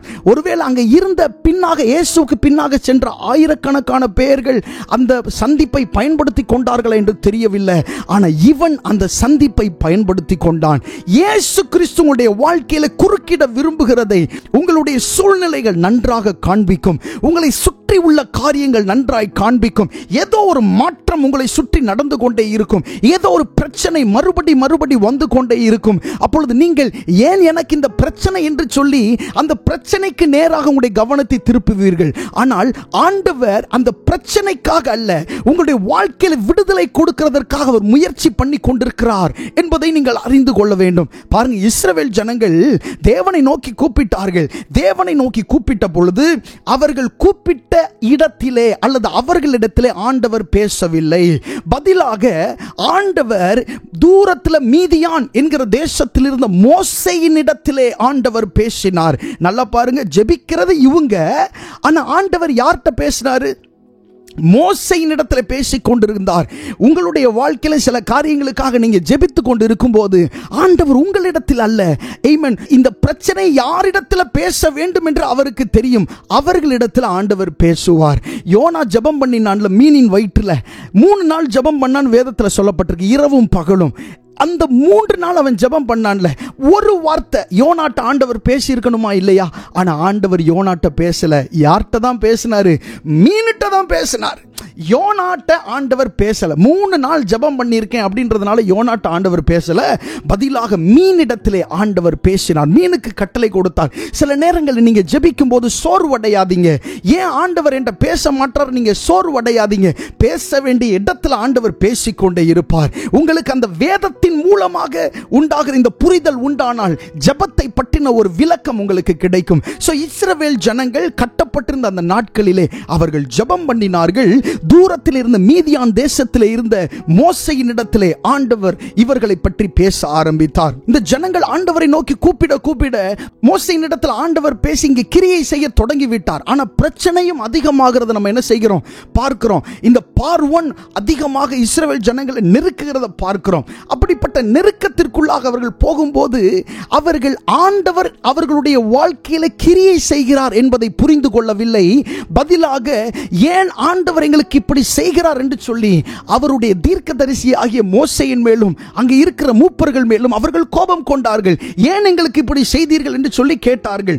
பாருங்க, நீங்க ஜெபம் பண்ணும்போது ஆண்டவர் எப்படியும் கிரியை செய்வார், எந்த வழியிலும் கிரியை செய்வார். அவர் சந்திப்பை நீங்கள் உணர்ந்து கொள்ள வேண்டும். அவர் உங்களை சந்திக்கிற அந்த காலத்தை நீங்கள் அறிந்து கொள்ள வேண்டும். பிரச்சனைகளை பார்த்து ஆண்டவர் நம்மளை கைவிட்டார் என்று சொல்லி நீங்கள் நினைக்க கூடாது. சில நேரங்களில் ஆண்டவர் உங்களை சந்திக்கிற காலம் உங்களுடைய பிரச்சனையின் நடுவாய் இருக்கலாம். நீங்கள் தப்பிக்க முடியாத ஒரு இடத்துல இருப்பீர்கள். அந்த இடத்துல ஆண்டவர் உங்களை சந்திப்பார். ஹல்லேலூயா. அந்த ஒரு சந்திப்பு உங்களுடைய வாழ்க்கையை தலைகீழாக மாற்றும். ஹல்லேலூயா. வேதத்தில் ஒரு அருமையான ஒரு வசனம் இருக்கிறது. முற்புறத்திலும் பிற்புறத்திலும் நீர் என்னை நெருக்கி உமது கரத்தை என் மேல் என்ன செய்கிறீர்? வைக்கிறீர். ஐயோ, ஏன் ஆண்டவரே என்னை முன்னையும் பின்னையும் நெருக்கிறீங்க அப்படி நீங்க கேட்கலாம். ஆண்டவர் சொல்றாரு, உன்னை முற்புறத்திலும் பிற்புறத்திலும் நெருக்குகிறது உன்னை அழிக்கிறதற்காக அல்ல, உன்மேல் என் கரங்களை வைப்பதற்காக. ஹல்லேலூயா. ஆமென். இந்த பிரசங்கத்தை கேட்டுக்கொண்டிருக்கிற சிலர், ஐயோ, ஏன் நான் இந்த முற்புறத்திலும் பிற்புறத்திலும் நெருக்கப்படுகிறேன், ஏன் எப்பக்கத்திலும் நெருக்கப்படுகிற ஒரு சூழ்நிலைக்குள்ளாக நான் போகிறேன் என்று நீங்கள் நினைக்கலாம். ஆனால் நீங்கள் யோசித்துக் கொண்டிருக்கிற இந்த வேளையிலே கர்த்தருடைய வல்லமையுள்ள கரம் உங்கள் மேல் இறங்கி வருகிறது. ஆமென். இது உங்களுடைய சந்திப்பின் காலம் என்பதை நீங்கள் மறந்து போகாதிருங்கள். அன்றைக்கு பர்திமேயினுடைய சந்திப்பின் நாளாய் இருந்தது. அந்த நாளை அவன் வீணாக்கவில்லை. மிகுந்த கவனத்தோட அந்த நாட்களை, அந்த நேரத்தை அவன் பயன்படுத்தினான். இயேசு வருகிறார் என்று கேள்விப்பட்ட உடனே மிகுந்த சத்தத்தோட அவரை நோக்கி அவன் கூப்பிட துவங்கினான். இயேசுவே, தாவீதின் குமாரனே, எனக்கு இறங்கும் என்று சொல்லி அவரை நோக்கி அவன் கூப்பிட்டான்.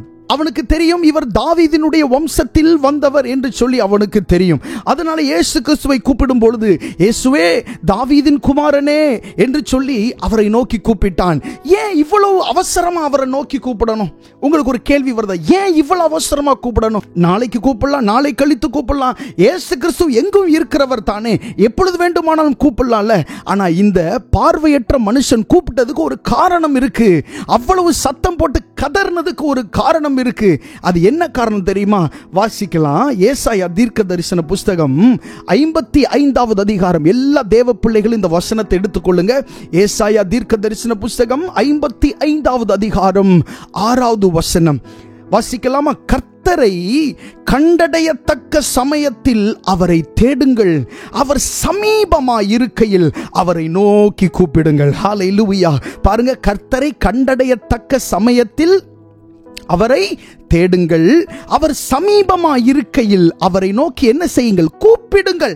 அவர் உங்களுக்கு சமீபமாய் வருகிற ஒரு சூழ்நிலை வரும் உங்க வாழ்க்கையில.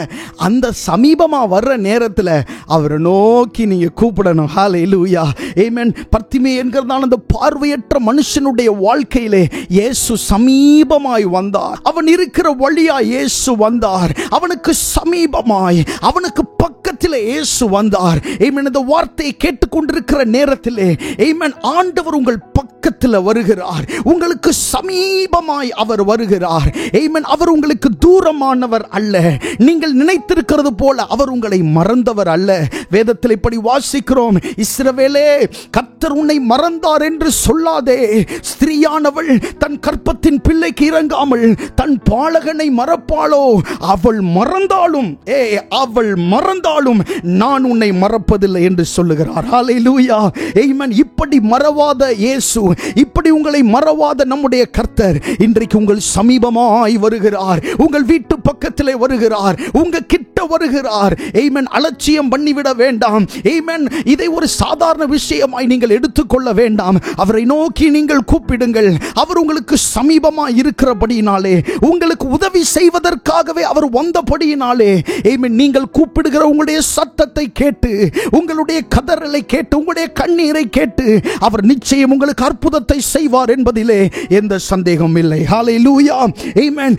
நம்முடைய ஆண்டவர் கூப்பிடுகிற காக்கை குஞ்சுகளின் சத்தத்தையும் அவர் கேட்கிறார். ஒரு காக்கை குஞ்சு என்ன, அதுக்கு ஒரு விலை இருக்கு, அதை சாப்பிட முடியுமா? அதனால் எந்த பிரயோஜனம் இருக்கிறதா? அந்த காக்கை குஞ்சினுடைய சத்தத்தை கூட கேட்டு பதில் கொடுக்கிறவர் நீங்களும் நானும் ஆராதிக்கிற தேவன். இந்த தேவன் நாம் கூப்பிடும் போது ஆமென், நம்முடைய ஜெபத்தை கேட்கிறார். ஹல்லேலூயா. நம்முடைய கதறல்களை கேட்கிறார். நம்முடைய கண்ணீரை அவர் பார்க்கிறார். நம்முடைய இருதயத்தினுடைய அந்தரங்கங்கள் இயேசுவுக்கு தெரியும். பாருங்க, இயேசு கிறிஸ்து சொன்னார், இவைகளை பார்க்கிலும் நீங்கள் விசேஷித்தவர்கள் அல்லவா? ஆமென். காட்டு புஷ்பத்தை பார்க்கிலும், பறவைகளை பார்க்கிலும், ஆமென், நீங்கள் விசேஷித்தவர்கள். நாம் அவருடைய பிள்ளைகள் என்பதை ஆண்டவர் நமக்கு மறுபடி சொல்லி காண்பிக்கிறார். நீ எங்கேயோ உள்ள ஒருவன் அல்ல, நீ எவ்வளவு தூரமானவன் அல்ல, நீ என்னுடையவன், நீ எனக்கு சொந்தமானவன் என்று சொல்லி உரிமை பாராட்டுகிறார். இந்த உலகத்திலே உங்களை உரிமை பாராட்டுகிறதற்கு யாரும் இல்லாமல் இருக்கலாம். ஆனால் உங்களை உரிமை பாராட்டுகிற ஒரு தேவனை இன்றைக்கு நான் உங்களிடத்தில் பேசிக் கொண்டிருக்கிறேன். ஆமென். இவர் உங்களை உரிமை பாராட்டி சொல்லுகிறவர். நீ என்னுடையவன், நீ என்னுடையவள் என்று சொல்லுகிறவர். ஆமென். இவர் உங்களை உரிமை பாராட்டுவது போல இந்த உலகத்தில் யாராலும் உங்களை உரிமை பாராட்ட முடியாது. தம்முடைய சொந்த குமாரன் என்றும் பாராமல் அவர் தம்மையே நமக்காய் தந்தவர், தம்முடைய குமாரனை நமக்காய் அனுப்பினவர். ஆமென். அவர் நமக்காகவே இருக்கிறவர், அவர் நம்முடையவர். ஹல்லேலூயா. இந்த இயேசுவை நீங்கள் உணருவதற்கு நீங்க என்ன சொல்லணும்? வாய் திறந்து, ஏசப்பா நீர் என்னுடையவர் அப்படின்னு சொல்லணும். ஹல்லேலூயா. என் நேசர் என்னுடையவர். சொல்லுங்க, என் நேசர் என்னுடையவர், என் நேசர் என்னுடையவர். ஹல்லேலூயா. அவர் நமக்கு சொந்தமானவர். நாம் அவருடையவர்கள் என்பதை நிரூபிப்பதற்கு அவர் பல காரியங்களை செய்திருக்கிறார். சொந்த இரத்தத்தை நமக்காக இந்த பூமியில வந்து சிந்தி, ஆமென், தாம் படைத்த மனிதர்களாலே துப்பப்பட்டு அவமானங்களை ஏற்றுக்கொண்டு நம்முடைய அக்கிரமங்கள் எல்லாம் சுமந்து அவைகளை சிலுவையிலே பரிகரித்து இன்றைக்கு பிதாவினுடைய வலது பார்சத்தில் உட்கார்ந்து இருக்கிறார். நமக்காக ஒரு மிகப்பெரிய விலை செலுத்தி இருக்கிறார். அவருக்காக நாம் என்ன செய்திருக்கிறோம்? இன்னைக்கு நம்ம சமீபமாய் வந்திருக்கிறார். நம்முடைய சூழ்நிலைகள் அறிந்து, நம்முடைய பிரச்சனைகள் அறிந்து, நாம் இவ்வளவு பாடுபட்டு கொண்டிருக்கிறோம் என்பதை அறிந்து அவர் நமக்கு சமீபமாய் வந்திருக்கிறார். ஹல்லேலூயா. அன்றைக்கு அந்த பர்த்திமே என்கிறதான் அந்த பார்வையற்ற மனுஷன் தன்னுடைய வாழ்நாட்களை அப்படியே பிரச்சனையிலே கழித்துவிட அவன் விரும்பவில்லை. ஆமென். அருமையான சகோதரனே, சகோதரியே, உன்னுடைய பிரச்சனையினூடாய் நீ நடந்து கொண்டிருக்கிற இந்த நாட்களிலே ஆண்டவர் உன்னை பார்த்து சொல்லுகிறார், இந்த பிரச்சனையோடு தான் நீ நடக்க வேண்டும் என்று சொல்லி நீ நினைக்காதே. உன்னுடைய சூழ்நிலைகள் மாறும். ஹல்லேலூயா. இன்றைக்கே அது மாறும். இன்றைக்கு அதை மாற்றுவேன் என்று ஆண்டவர் சொல்லுகிறார். அவர் உங்களுக்கு சமீபமாக இருக்கிறபடியினால நீங்க எதை குறித்தும் நீங்க கலங்க வேண்டிய அவசியம் இல்லை. ஆமென். நீங்கள் எதிர்பார்த்திருக்கிற காரியங்கள் எல்லாம் தூரமாய் இருக்கலாம், ஆனால் இயேசு உங்களுக்கு தூரமானவர் அல்ல. ஹல்லேலூயா. நம் இயேசு நமக்கு தூரமானவர் அல்ல. ஆமென். மோசே இப்படியாக சொல்லுகிறார், ஆமென், தேவனை இவ்வளவு சமீபமாய் பெற்ற வேற பெரிய ஜாதி எது என்று சொல்லி மோசே சொல்லுகிறார். இவ்வளவு மிகப்பெரிய தேவனை எந்த ஜாதிகளும் அவர் பக்கத்தில் போக முடியல, ஆனா நம்மைத்தான் அவருடைய பக்கத்தில் இருக்கும்படி அவர் தெரிந்து கொண்டிருக்கிறார். ஹல்லேலூயா. ஆமென். உங்களுடைய இருதயம் ஆண்டவருக்கு முன்பாக செம்மையாய் இருக்குமே ஆனால், இந்த இயேசு என்னுடைய தகப்பன், இவர் எனக்காக எதையும் செய்வார் என்பதை நீங்கள் அறிந்திருந்தீர்களே ஆனால், நிச்சயமாக இந்த நாளிலே உங்களுக்கு ஒரு அற்புதத்தை செய்ய அவர் உண்மையுள்ளவராய் இருக்கிறார். ஹல்லேலூயா. சோ இந்த மனுஷன் தன்னை சந்திக்கும் காலத்தை அறிந்திருந்தான். அதனால் தான் இந்த மனுஷன் ஆவிக்குரிய ரீதியிலே ஒரு பார்வையற்றவன் அல்ல, ஒரு குருடன் அல்ல. இவன் வெளிப்புறத்தில் ஒரு குருடனா இருக்கலாம், ஆனால் இயேசு கிறிஸ்து யார் என்று தெரிந்திருக்கிறதே. இயேசு கிறிஸ்து யார் என்று இவனுக்கு தெரிந்திருக்கிறதுனாலேயே இவன் ஆவிக்குரிய குருட்டாட்டம் உள்ளவன் அல்ல. நிறைய பேருக்கு இயேசு யார் என்று தெரியும், ஆனால் அவர் என்ன செய்வார்னு தெரியவில்லை. தங்களுடைய வாழ்க்கையில் நடக்கிற பிரச்சனைகளை அவர்கள் ஏற்றுக்கொண்டு அவர்கள் சொல்லுகிற விஷயம் என்னன்னா, இப்படியே தான் நான் வாழணும்னு ஆண்டவர் நினைக்கிறார் போல அப்படின்னு சொல்லி தாங்களாகவே ஒரு முடிவெடுத்து கொண்டு அந்த முடிவிலே வாழ்கிறவர்கள் நிறைய பேர் இருக்கிறார்கள். இப்படிதான் நான் கஷ்டப்படணும்னு ஆண்டவர் நினைக்கிறார் போல அப்படின்னு சொல்லி கஷ்டப்படுறவங்க நிறைய பேர் இருக்கிறாங்க. ஒருவேளை நீங்க அந்த லிஸ்ட்ல இருந்தீங்கன்னா, இந்த நாளில் ஆண்டவர் உங்களை விடுவிப்பதற்காக நீங்கள் ஆண்டவரிடத்தில் ஜெபம் பண்ண வேண்டும். அந்த மனநிலையிலிருந்து நீங்கள் வெளியே வர வேண்டும். இது பிசாசினுடைய ஒரு விதையா இருக்கிறது. அவன் என்ன செய்கிறான், ஒரு மனுஷனை அப்படியே பிரச்சனைகளை கொடுத்து பாரங்களை கொடுத்து அவனை அப்படியே ஒரு இடத்துல அவன் வைக்கிறான். ஆனா இயேசு கிறிஸ்து எந்த மனுஷனை அப்படி வைக்க விரும்பல. ஒரு செத்தவன் வீட்டுக்கு போனா கூட அந்த செத்து போன மனுஷனை உயிரோட எழுப்பணுன்றது அவருடைய கவனமாக இருக்கிறது. இயேசு கிறிஸ்து எங்கேயாவது மரித்த வீட்டுக்கு போய் நீங்க பார்த்தீங்களா? வேதத்தில் அப்படி ஏதாவது வசனங்கள் இருக்கிறதா? இல்லை. இயேசு கிறிஸ்து அப்படி மரித்த வீட்டுக்கு போனதாக வேதத்தில் வசனங்கள் இல்லை. ஆமென். ஒரு வாலிபனை பாடையில் வைத்து கொண்டு வருகிறார்கள். அந்த வாலிபனை தொடல, பாடையை தொட்டார், வாலிபன் எழுந்தான். ஆமென். உங்களை எந்தெந்த பாடைகளெல்லாம் பிடித்து வைத்திருக்கிறதோ, எந்தெந்த கட்டுகளெல்லாம் உங்களை பிடித்து வைத்திருக்கிறதோ அதையெல்லாம் இயேசு இன்றைக்கு தொடுகிறார். ஹல்லேலூயா. இயேசு இன்றைக்கு அவைகளை தொடுகிறார். ஆமென். உங்களை கட்டி இருக்கிற அந்த கட்டுகள் எல்லாம் வெளியேறும் இயேசுவின் நாமத்தினாலே. ஆமென். நம்முடைய ஆண்டவர் மிகவும் பெரியவர். சோ சந்திக்கிற காலத்தை நாம் குறித்து ரொம்ப கவனமாக இருக்க வேண்டும். ஆண்டவர் நம்மை சந்திக்கிற அந்த காலம் என்பது ஏற்கனவே நான் சொன்னது போல அது ஆண்டவர் பேசுகிற காலம் அல்ல, அது நமக்காக கிரியை செய்கிற காலம். வேதத்தில் வாசிக்கிறோம்ல, தேவரீர் எழுந்தருளி சீயோனுக்கு இறங்குவீர், அதற்கு தயவு செய்யும் காலமும் அதற்காக குறித்த நேரமும் வந்தது.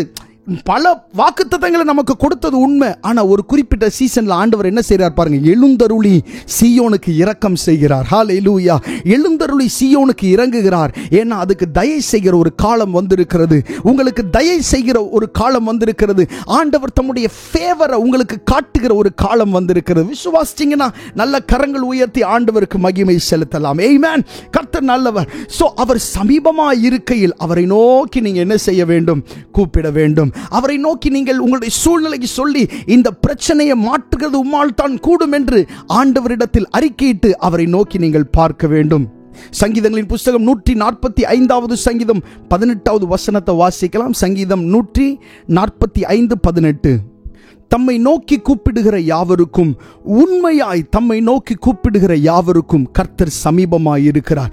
யாருக்கு ஆண்டவர் சமீபமாய் இருக்கிறார் அப்படின்னு சொன்னா, தம்மை நோக்கி கூப்பிடுகிறவர்களுக்கு ஆண்டவர் சமீபமாய் இருக்கிறார். எப்படி கூப்பிடணுமா? உண்மையாய் அவரை நோக்கி கூப்பிடுகிறவர்களுக்கு நம்முடைய ஆண்டவர், நம்முடைய கர்த்தர் சமீபமாய் இருக்கிறார். ஹல்லேலூயா. உங்களுடைய தனிப்பட்ட ஜெப நேரங்கள் இருக்குல்ல, அந்த ஜெப நேரத்தில் ஆண்டவருக்கு நீங்கள் செலுத்துகிற கனம் எப்படிப்பட்டதாக இருக்கிறது என்பதை கொஞ்சம் யோசித்து பாருங்கள். யாரும் அந்த இடத்துல இல்லை, அந்தரங்கமான அந்த இடத்துல நீங்களும் ஆண்டவரும் தான் இருக்கிறீர்கள். ஆண்டவருக்கு உரிய மரியாதை, உரிய கனத்தை நீங்கள் செலுத்துகிறீர்களா? அப்படி நீங்கள் கனம் செலுத்தி அவருக்கு முன்பாக பயபக்தியோடு நீங்கள் ஜெபம் பண்ணினீர்கள் என்று சொன்னால் நிச்சயமாக ஆண்டவர் உங்களுக்கு செவி கொடுப்பார். நீங்கள் யாராயிருந்தாலும் சரி, என்ன பாவத்தில் அகப்பட்டவர்களாய் இருந்தாலும் சரி, எவ்வளவு தூரமாய் ஆண்டவருக்கு நீங்கள் போனவர்களாய் இருந்தாலும் சரி, நீங்கள் உண்மையாய் ஆண்டவரை நோக்கி கூப்பிடுவீர்களே ஆனால் நிச்சயமாய் ஆண்டவர் உங்களுக்கு செவி கொடுக்க அவர் உண்மையுள்ள தேவனாய் இருக்கிறார். ஆமென். பாருங்க, இந்த மனுஷன், இந்த பத்திமே இருக்கிறான்ல, இவன் ஆண்டவரை நோக்கி கூப்பிட்டான். எழுந்து போக முடியாது. ஏன்னா முத விஷயம், அவனுக்கு கண்ணு தெரியாது. ஸோ எழுந்து போக முடியாது. ரெண்டாவது விஷயம், இவனை எல்லாரும் அற்பமாய் தான் பார்ப்பாங்க. இந்த மனுஷனை பாருங்க, ஒரு உதாசீனமா அற்பமாய் தான் எல்லாரும் பார்ப்பாங்க. அதனால யாரும் இவனை பிடித்து கொண்டு போய் இயேசுவின் இடத்தில் விடுவதற்கும் அங்கே யாரும் இல்லை. அப்படிப்பட்ட இடத்துல இந்த மனுஷன் என்ன செய்யறான் அப்படின்னு சொன்னா, தன்னால் முடிந்த அளவுக்கு சத்தம் உயர்த்தி அவரை நோக்கி கூப்பிடுகிறான். அவனுக்கு தெரிந்தது என்ன? இவர் தாவீதினுடைய வம்சத்தில் வந்தவர், இவர் இயேசு கிறிஸ்து என்பது தான் அவனுக்கு தெரியும். ஸோ இவனுக்கு தெரிஞ்சதை சொல்லி ஆண்டவரை உண்மையாய் கூப்பிடுகிறார். நிறைய நேரத்தில் நம்ம ஜெபம் பண்ணும்போது தெரியாத வார்த்தைகளை பயன்படுத்தி ஜெபிக்க நினைக்கிறோம். ரொம்ப செந்தமில்லாம் ஜெபிக்க நினைக்கிறோம். நோ, நீங்கள் ஆண்டவர்கிட்ட பேசும்போது உங்கள் தகப்பனிடத்தில், உங்கள் வீட்டில் நீங்கள் எப்படி பேசுவீங்களோ அந்த வார்த்தையை ரொம்ப மரியாதையோட கனத்தோட நீங்கள் சொல்லி ஜெபம் பண்ணுவீங்கன்னு சொன்னால் ஆண்டவர் நிச்சயமாக உங்களுக்கு செவி கொடுப்பார். நிறைய பேர் ஜெபம் பண்ணாததுக்கு காரணம் என்ன தெரியுமா? எனக்கு செந்தமிழ்ல ஜெபிக்க தெரியலையே, எனக்கு இப்படி நல்ல வார்த்தைகள் எல்லாம் போட்டு ஜெபிக்க தெரியலையே. பாருங்க, இந்த மனுஷன் சொல்ற வார்த்தையை பாருங்க, தாவீதின் குமாரனே எனக்கு இறங்கும். அவ்வளவுதான். இயேசுவே தாவீதின் குமாரனே எனக்கு இறங்கும். இவ்வளவுதான் அவன் சொல்லி ஜெபம் பண்ணினான். அவனுக்கு தெரிந்தது அவ்வளவுதான். சரியா? தெரிந்த வார்த்தைகளை சொல்லி ஜெபம் பண்ணாலே ஆண்டவர் உங்களுடைய ஜெபத்தை நிச்சயமாக கேட்பார். நம்முடைய ஆண்டவர் பார்க்கிறதெல்லாம் நீங்கள் எந்தெந்த வார்த்தைகளை பயன்படுத்துகிறீர்கள் என்பதல்ல, உங்களுடைய இருதயம் எப்படி இருக்கிறது என்பதை தான் இயேசு கிறிஸ்து பார்க்கிறார். உங்களுடைய இருதயத்தில் எவ்வளவு தூரம் நீங்கள் உண்மையாய் கவனமாய் நீங்கள் அவருடைய சமூகத்தில் இருக்கிறீர்கள் என்பதை வைத்துத்தான் உங்களுக்கு ஆண்டவர் கொடுக்கிற ஆசீர்வாதமே இருக்கிறது. நிறைய நேரங்களில் நம்ம ஜெபிக்கும் போது ஆண்டவருக்குரிய கனத்தை நம்ம கொடுக்கிறது இல்லை. தனிப்பட்ட முறையில் என்ன நம்ம யாரும் பார்க்கிறது இல்லை, இல்லையா? அதனால தனிப்பட்ட முறையில் ஜெபம் பண்ணும்போது நாம் அசால்ட்டாக சில நேரங்களில் இருக்கிறோம், நிர்விசாரமாக இருந்து ஜெபம் பண்ணுகிறோம். ஆண்டவருக்குரிய கனத்தை நம்ம செலுத்துகிறது இல்லை. சில நேரங்களில் கேட்கிறது கஷ்டமா இருந்தாலும் ஆண்டவருடைய வார்த்தைன்றதுனால இதை சொல்லுகிறேன். சில நேரங்களில் மனிதர்களுக்கு கொடுக்கிற கனத்தை கூட நம்ம ஆண்டவருக்கு என்ன செய்யறதில்லை, கொடுக்கிறதில்லை. மனுஷனுக்கு கொடுக்கிற கனம், ஒரு கனம் பொருந்திய மனுஷனுக்கு கொடுக்கிற மரியாதை கூட ஆண்டவருக்கு என்ன செய்யறதில்ல, கொடுக்கிறதில்ல. யாரு? தேவ பிள்ளைகள். அதனாலதான் நிறைய காரியங்கள் டிலே ஆகிறது. பாருங்க, ஆண்டவருக்குரிய கனத்தை நாம் கொடுக்க வேண்டும். சங்கீதத்தில் அப்படி ஒரு வசனம் இருக்கிறது பாருங்க, அவர் நாமத்திற்குரிய மகிமையை, அந்த கனத்தை அவருக்கு செலுத்துங்கள் என்று சொல்லி நாம் வாசிக்கிறோம். சோ ஆண்டவருக்குரிய கனத்தை கொடுத்து நம்ம ஜெபம் பண்ணும்போது ஆண்டவர் நம்முடைய ஜெபங்களை என்ன செய்கிறார், கேட்கிறார். இந்த மனுஷன் உண்மையாய் ஆண்டவரை நோக்கி கூப்பிட்டான். அதனாலதான் இந்த வசனத்தில் சொல்லப்பட்டிருக்கு, தம்மை நோக்கி கூப்பிடுகிற யாவருக்கும், எல்லாருக்கும், யாரெல்லாம் அவரை நோக்கி கூப்பிடுகிறார்கள், இவர் இயேசு, இவர் என்னுடைய தேவன், இவரிடத்தில் நான் ஜெபம் பண்ணா எனக்கு நிம்மதி கிடைக்கும், என்னுடைய பிரச்சனைகள் மாறும், என்னுடைய பாவ பாரம் மாறும், என்னுடைய கட்டுகள் மாறும். நான் அடிக்கடியாய் கனவுனால கஷ்டப்படுறேன், ராத்திரி வர சொப்பனத்தினால கஷ்டப்படுறேன், ஆனா இவரிடத்தில் நான் ஜெபம் பண்ணா இது மாறும் அப்படின்னு சொல்லி கேட்கிற யாவருக்கும், அந்த வார்த்தையை பாருங்க, தம்மை நோக்கி கூப்பிடுகிற யாவருக்கும், உண்மையாய் தம்மை நோக்கி கூப்பிடுகிற யாவருக்கும் கர்த்தர் சமீபமாய் இருக்கிறார். நீங்க ஆண்டவரை நோக்கி கூப்பிடுற அந்த விஷயம் ரொம்ப முக்கியமானது. நீங்க உண்மையா கூப்பிட்டீங்கன்னா அவர் உங்க சமீபமாய் இருக்கிறார். இந்த சமீபமாய் இருக்கிற நேரத்தில் அவரை நோக்கி உண்மையா கூப்பிடுங்க. ஜெப நேரத்தில் உண்மையா கூப்பிடுங்க. முழங்கால் போடும்போது உண்மையா போடுங்க. ஆமென். ஜெபிக்கும் போது உங்க சிந்தைகளை ஒருமுகப்படுத்துங்க, முயற்சி செய்து ஒருமுகப்படுத்துங்க. உண்மையா அவரை பார்த்து இருதயத்தின் ஆழத்திலிருந்து அவரை நோக்கி நீங்க கூப்பிடும்போது நிச்சயமாய் இன்றைக்கே ஒரு மாற்றத்தை உங்களுக்கு ஆண்டவர் காண்பிக்க அவர் உண்மையுள்ள தேவனாய் இருக்கிறார். ஏதோ ஒரு ரீதியில் உங்களிடத்தில் பேசுவார். நீங்க ஜெபம் பண்ணீங்கன்னா ஏதோ ஒரு ரீதியில் உங்களிடத்தில் பேசிடுவார். ஒரு அரை மணி நேரம், நிமிடங்கள் நீங்கள் ஆண்டவருடைய சமூகத்தில் முழங்கால் படிட்டு உண்மையாக நீங்க ஆண்டவருக்கு நன்றி செலுத்தி அவருடைய பிரசன்னத்தை உங்களுக்குள்ள வரவழைத்து நீங்க ஜெபம் பண்ணிட்டு உங்க வேதத்தை திருப்பி பாருங்க. நிச்சயமாய் ஒரு இடத்தில் ஆண்டவர் உங்களோடு பேசுவார். ஹல்லேலூயா, ஆமென். ஏனென்றால் வேதத்தில் பார்க்கிறோம், நம்முடைய ஆண்டவர் அவர் ஜீவன் உள்ளவர், அவர் பேசுகிறவர், நம்முடைய சத்தத்துக்கு அவர் செவி கொடுக்கிற தேவனாய் இருக்கிறபடினால நீங்க அவரை நோக்கி கூப்பிடும் போது ஆடிபிளா உங்களுக்கு வாய்ஸ் கேட்காம இருக்கலாம். அப்படி கேட்கணும்ன்ற அவசியம் எல்லா நேரத்திலும் இல்லை.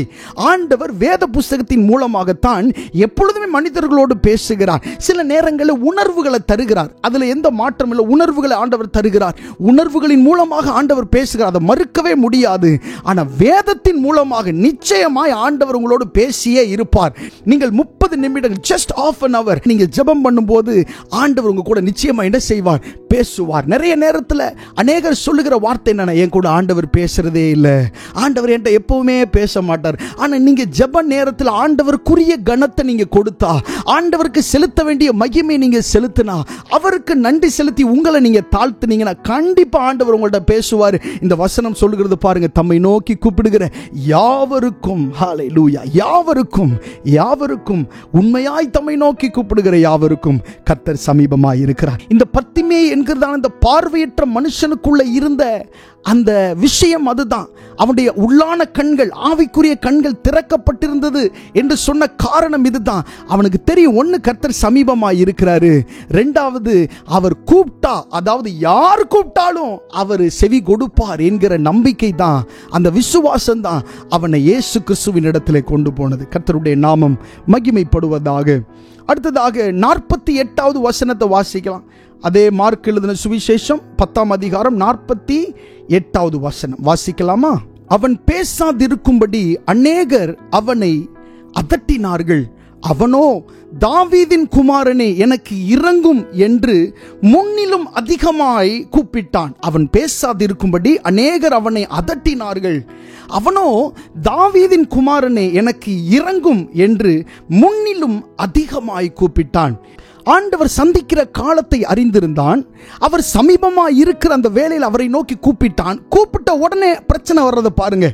ஆண்டவரை நோக்கி நீங்க ஜெபம் பண்ண துவங்கின உடனே பிரச்சனைகள் வந்துடும். எப்படின்னா, அவரை நீ கூப்பிடாத, அவரை நீ அழைக்காத, ஜெபம் பண்ணாத அப்படின்ற பிரச்சனை தான், வேற ஒண்ணுமே இல்லை. நீங்க ஜெபம் பண்ண துவங்கின உடனே அதனுடைய ரூபங்கள் வித்தியாசமா இருக்கலாம், அந்த பிரச்சனையினுடைய ரூபங்கள் வித்தியாசமா இருக்கலாம்.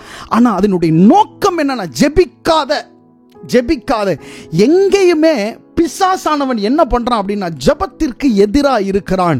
யாராகிலும் உங்கள்கிட்ட ஜெபத்திற்கு விரோதமா யாராகிலும் பேசினாங்கன்னா அவங்களுடைய சத்தத்துக்கு நீங்க செவி கொடுக்காதீங்க. அந்த ஆவி தேவனிடத்தில் இருந்து வந்த ஆவி அல்ல.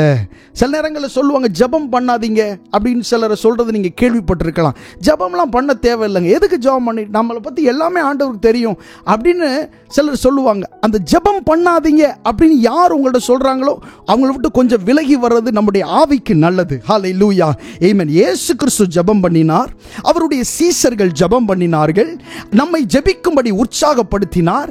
ஆமென். எப்பொழுதும் ஜெபம் பண்ண வேண்டும் என்று இயேசு கிறிஸ்து சொல்லுகிறார். அப்படி ஜீவனுள்ள வசனங்கள் இப்படி ஜெபிக்க வேண்டும் என்று சொல்லும்போது எங்கேயோ இருந்து வந்த ஒரு கூட்டம் என்ன செய்கிறது, சில நேரங்களில் ஜெபிக்க வேண்டாம் என்று சொல்லுகிறத பார்க்கிறோம். பாருங்க, இந்த மனுஷன் ஜெபிக்க ஆரம்பித்த உடனே அந்த மனிதர்கள் அங்கிருந்து வந்து அவனை அதட்டுகிறார்கள். என்ன செய்யாத, ஜெபம் பண்ணாத அப்படின்னு சொல்றாங்க. சில நேரங்களில் நீங்க ஜெபம் பண்ணும் போதும், நீங்க ஜெபம் பண்ண உட்காரும் போதும் இந்த ஸ்பிரிட்ஸ் என்ன செய்கிறது, இந்த ஆவிகள் உங்களோடு போராடுகிறது. உங்களை எப்படியாவது இந்த ஜெப நிலையிலிருந்து உங்களை வெளியே கொண்டு வந்து விட வேண்டும் என்று சொல்லி ஏதாகிலும் காரியத்தை பயன்படுத்தி, ஏதாவது ஒரு முக்கியமான ஒரு கெஸ்ட் வர்றதா இருக்கலாம், அல்லது ஏதாவது ஒரு அசம்பாவிதங்கள் நடக்கிறது போல உங்களுக்கு தோன்றலாம், நடந்திருக்க நடக்கிறது போல உங்களுக்கு தோன்றலாம். இதெல்லாம் பிசாசு உங்களுக்குள்ள விதைக்கிறது. ஜெபிக்க கூடாததுக்கு என்னென்னலாம் பண்ணணுமோ சத்ருவானவன் எல்லா ரீதிகளிலும் உங்களை என்ன செய்து கொண்டிருப்பான், தடுத்து கொண்டிருப்பான். உங்களுடைய ஜெபத்தை செய்ய விடாம தடுக்கிறது அவனுக்கு மிகவும் முக்கியமான வேலைகள்ல ஒன்று. சோ அதை அவன் முயற்சி செய்து கொண்டிருப்பான். அதே போல பர்த்திமே இங்கே ஜெபம் பண்ண துவங்கின உடனே ஆண்டவரை நோக்கி கூப்பிடுகிறதா ஜெபம் செய்வது. அப்படி ஜெபம் செய்ய தொடங்குகிற அந்த வேளையில அங்க வந்து அதட்டுகிறார்கள், பேசாம இரு. அமைதலாயிரு அப்படின்னு சொல்லி அவனை என்ன செய்கிறார்கள்? அதட்டினார்கள். இனி எதுவும் சத்தம் போட்டு அவரை கூப்பிடாது அப்படின்னு சொல்லி. இந்த சம்பவங்கள் நிறைய இடத்துல நடந்திருக்கிறது. தானியேல் ஜெபம் பண்ணினான். 3 வேளை அவன் ஜெபம் பண்ணான். அவனுடைய பலன், ஆவிக்குரிய பலன் அதுல தான் இருக்கிறது என்பது சத்துருக்களுக்கு நன்றாய் தெரியும். உங்களுடைய ஜெபத்தினால தான் உங்களுடைய குடும்பம் எடுத்து நிறுத்தப்படும், உங்களுடைய வாழ்க்கை எடுத்து நிறுத்தப்படும், உங்களுடைய ஊழியம் எடுத்து நிறுத்தப்படும். ஆமென். உங்களுடைய எதிர்காலம் எடுத்து நிறுத்தப்படும், உங்களுடைய பிள்ளைகள் எடுத்து நிறுத்தப்படுவார்கள், நீங்க கையிட்டு செய்கிற தொழில்கள் எடுத்து நிறுத்தப்படும் என்கிற ரகசியம் உங்களுக்கு தெரிந்திருக்கிறதை விட பல மடங்கு அதிகமாய் பிசாசுக்கு நன்றாய் தெரியும். அதனால தான் அவன் ரொம்ப கவனமாயிருப்பான். நீ என்ன வேணா செய், ஜெபம் மட்டும் செஞ்சிராத அப்படின்றதுல ரொம்ப கவனமாய் பிசாசானவன் இருப்பான். பாருங்க, தானியேல் 3 நேரம் ஜெபம் பண்ணுகிறவனா இருந்தான். 3 வேளைகளிலும் அந்த 3 வேளையிலும் ஜெபம் பண்ணுகிற அந்த தானியேலுடைய ஜெபத்தை தடுக்கும்படியாகவே அங்கே இருந்த சத்துருக்கள் என்ன செய்தார்கள் சொன்னா, ஒரு திட்டத்தை அவர்கள் தீட்டுகிறார்கள். 30 நாளைக்கு வேறு எந்த தெய்வத்தையும் வணங்கக்கூடாதுன்னு சொல்லி. எதுக்காக? இவனுடைய ஜெபத்தை தடுக்கிறது நோக்கம் அதுதான், வேற ஒண்ணும் இல்லை. ஆனா சுற்றி இந்த மனிதர்களை பிசாசானவன் பயன்படுத்துகிறான். எப்பவுமே பிசாசானவன் என்ன செய்வான்னா, உங்களை சுற்றி இருக்கிற மனிதர்களை பயன்படுத்துவான், உங்களுடைய நண்பர்களை பயன்படுத்துவான், உங்க கூட இருக்கிறவர்களை பயன்படுத்துவான். இயேசு கிறிஸ்துவுக்கு கூட பிசாசானவன் யாரை பயன்படுத்தினான்? ஒரு சமயத்தில் பேதுருவை பயன்படுத்தினான். யாரு?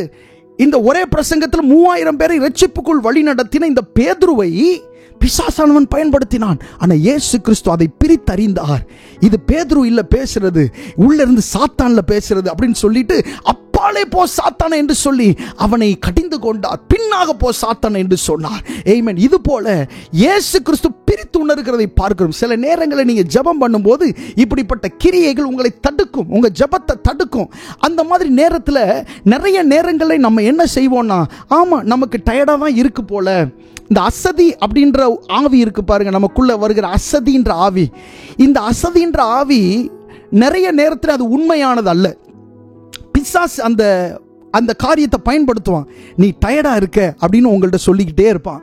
நீ டயர்டா இருக்க, இன்னைக்கு நீ நிறைய வேலை பார்த்துருக்க, இன்னைக்கு நீ நிறைய டிரைவ் பண்ணியிருக்க, இன்னைக்கு நிறைய நீ பேசியிருக்க, இன்னைக்கு நீ நிறைய வேலை செஞ்சிருக்க, உன் மைண்டு பாரு ரொம்ப டயர்டா இருக்கு, ஸோ மனுஷனுக்கு ரொம்ப ரெஸ்ட் தேவைதானே அப்படின்னு உங்களுக்கு ஃபேவரா இருக்கிற மாதிரியே உங்கள்கிட்ட பேசுவான் பாருங்க.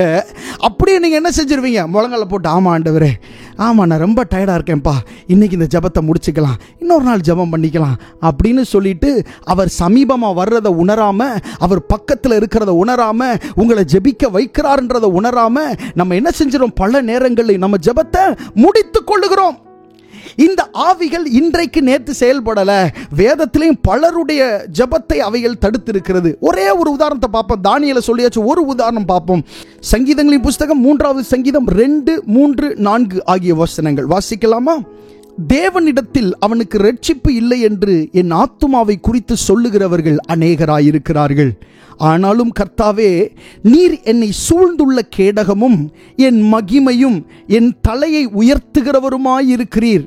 நான் கர்த்தரை நோக்கி சத்தமிட்டு கூப்பிட்டேன், அவர் தமது பரிசுத்த பர்வதத்தில் இருந்து எனக்கு பதில் அருளினார். எனக்கு பதில் அருளினார். He answered.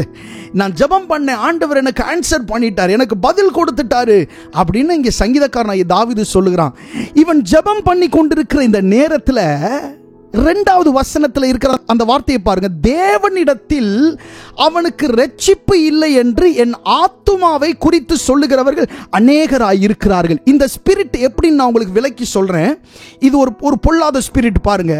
இது ஜெபத்தை தடுக்கிற ஆவிகள். இந்த ஜெபத்தை தடுக்கிற இந்த ஸ்பிரிட் இப்ப என்ன பண்ணும்னா, இந்த ஜெபத்தை தடுக்கிற ஸ்பிரிட் என்ன பண்ணும் அப்படின்னு சொன்னா, உங்க பக்கத்துல வந்து உங்கள்கிட்ட பேசும். என்ன மாதிரி பேசும்னா, ஆண்டவர் இடத்துல உனக்கு இரட்சிப்பு இல்லை, ஆண்டவர் உனக்கு செய்ய மாட்டாரு, ஆண்டவர் உனக்கு செய்ய மாட்டாரு, ஆண்டவர் உனக்கு செய்ய மாட்டாரு, நீ அன்னைக்கு அப்படி ஒரு தவறு செஞ்சல, அன்னைக்கு இப்படி ஒரு தப்பு செஞ்சல, அன்னைக்கு இவங்களை இப்படி பேசினேல, அதனால ஆண்டவர் இடத்துல உனக்கு இரட்சிப்பு இல்லை, ஆண்டவர் இடத்துல உனக்கு விடுதலை இல்லை, ஆண்டவர் இடத்துல எந்த ஒரு நன்மை உனக்கு கிடைக்காது, ஆண்டவர் இடத்துல நீ எதிர்பார்க்கிற எதுவுமே உனக்கு கிடைக்காது, நீ கிடைக்கிற அளவுக்கு ஒன்றும் செய்யல, உன் ஜெபம் கேட்கப்படாது, உன் ஜெபம் அவ்வளவுதான் அப்படின்னு உங்க பக்கத்துல இருந்து இடைவிடாம இந்த ஸ்பிரிட் என்ன செஞ்சிட்டு இருக்கும்?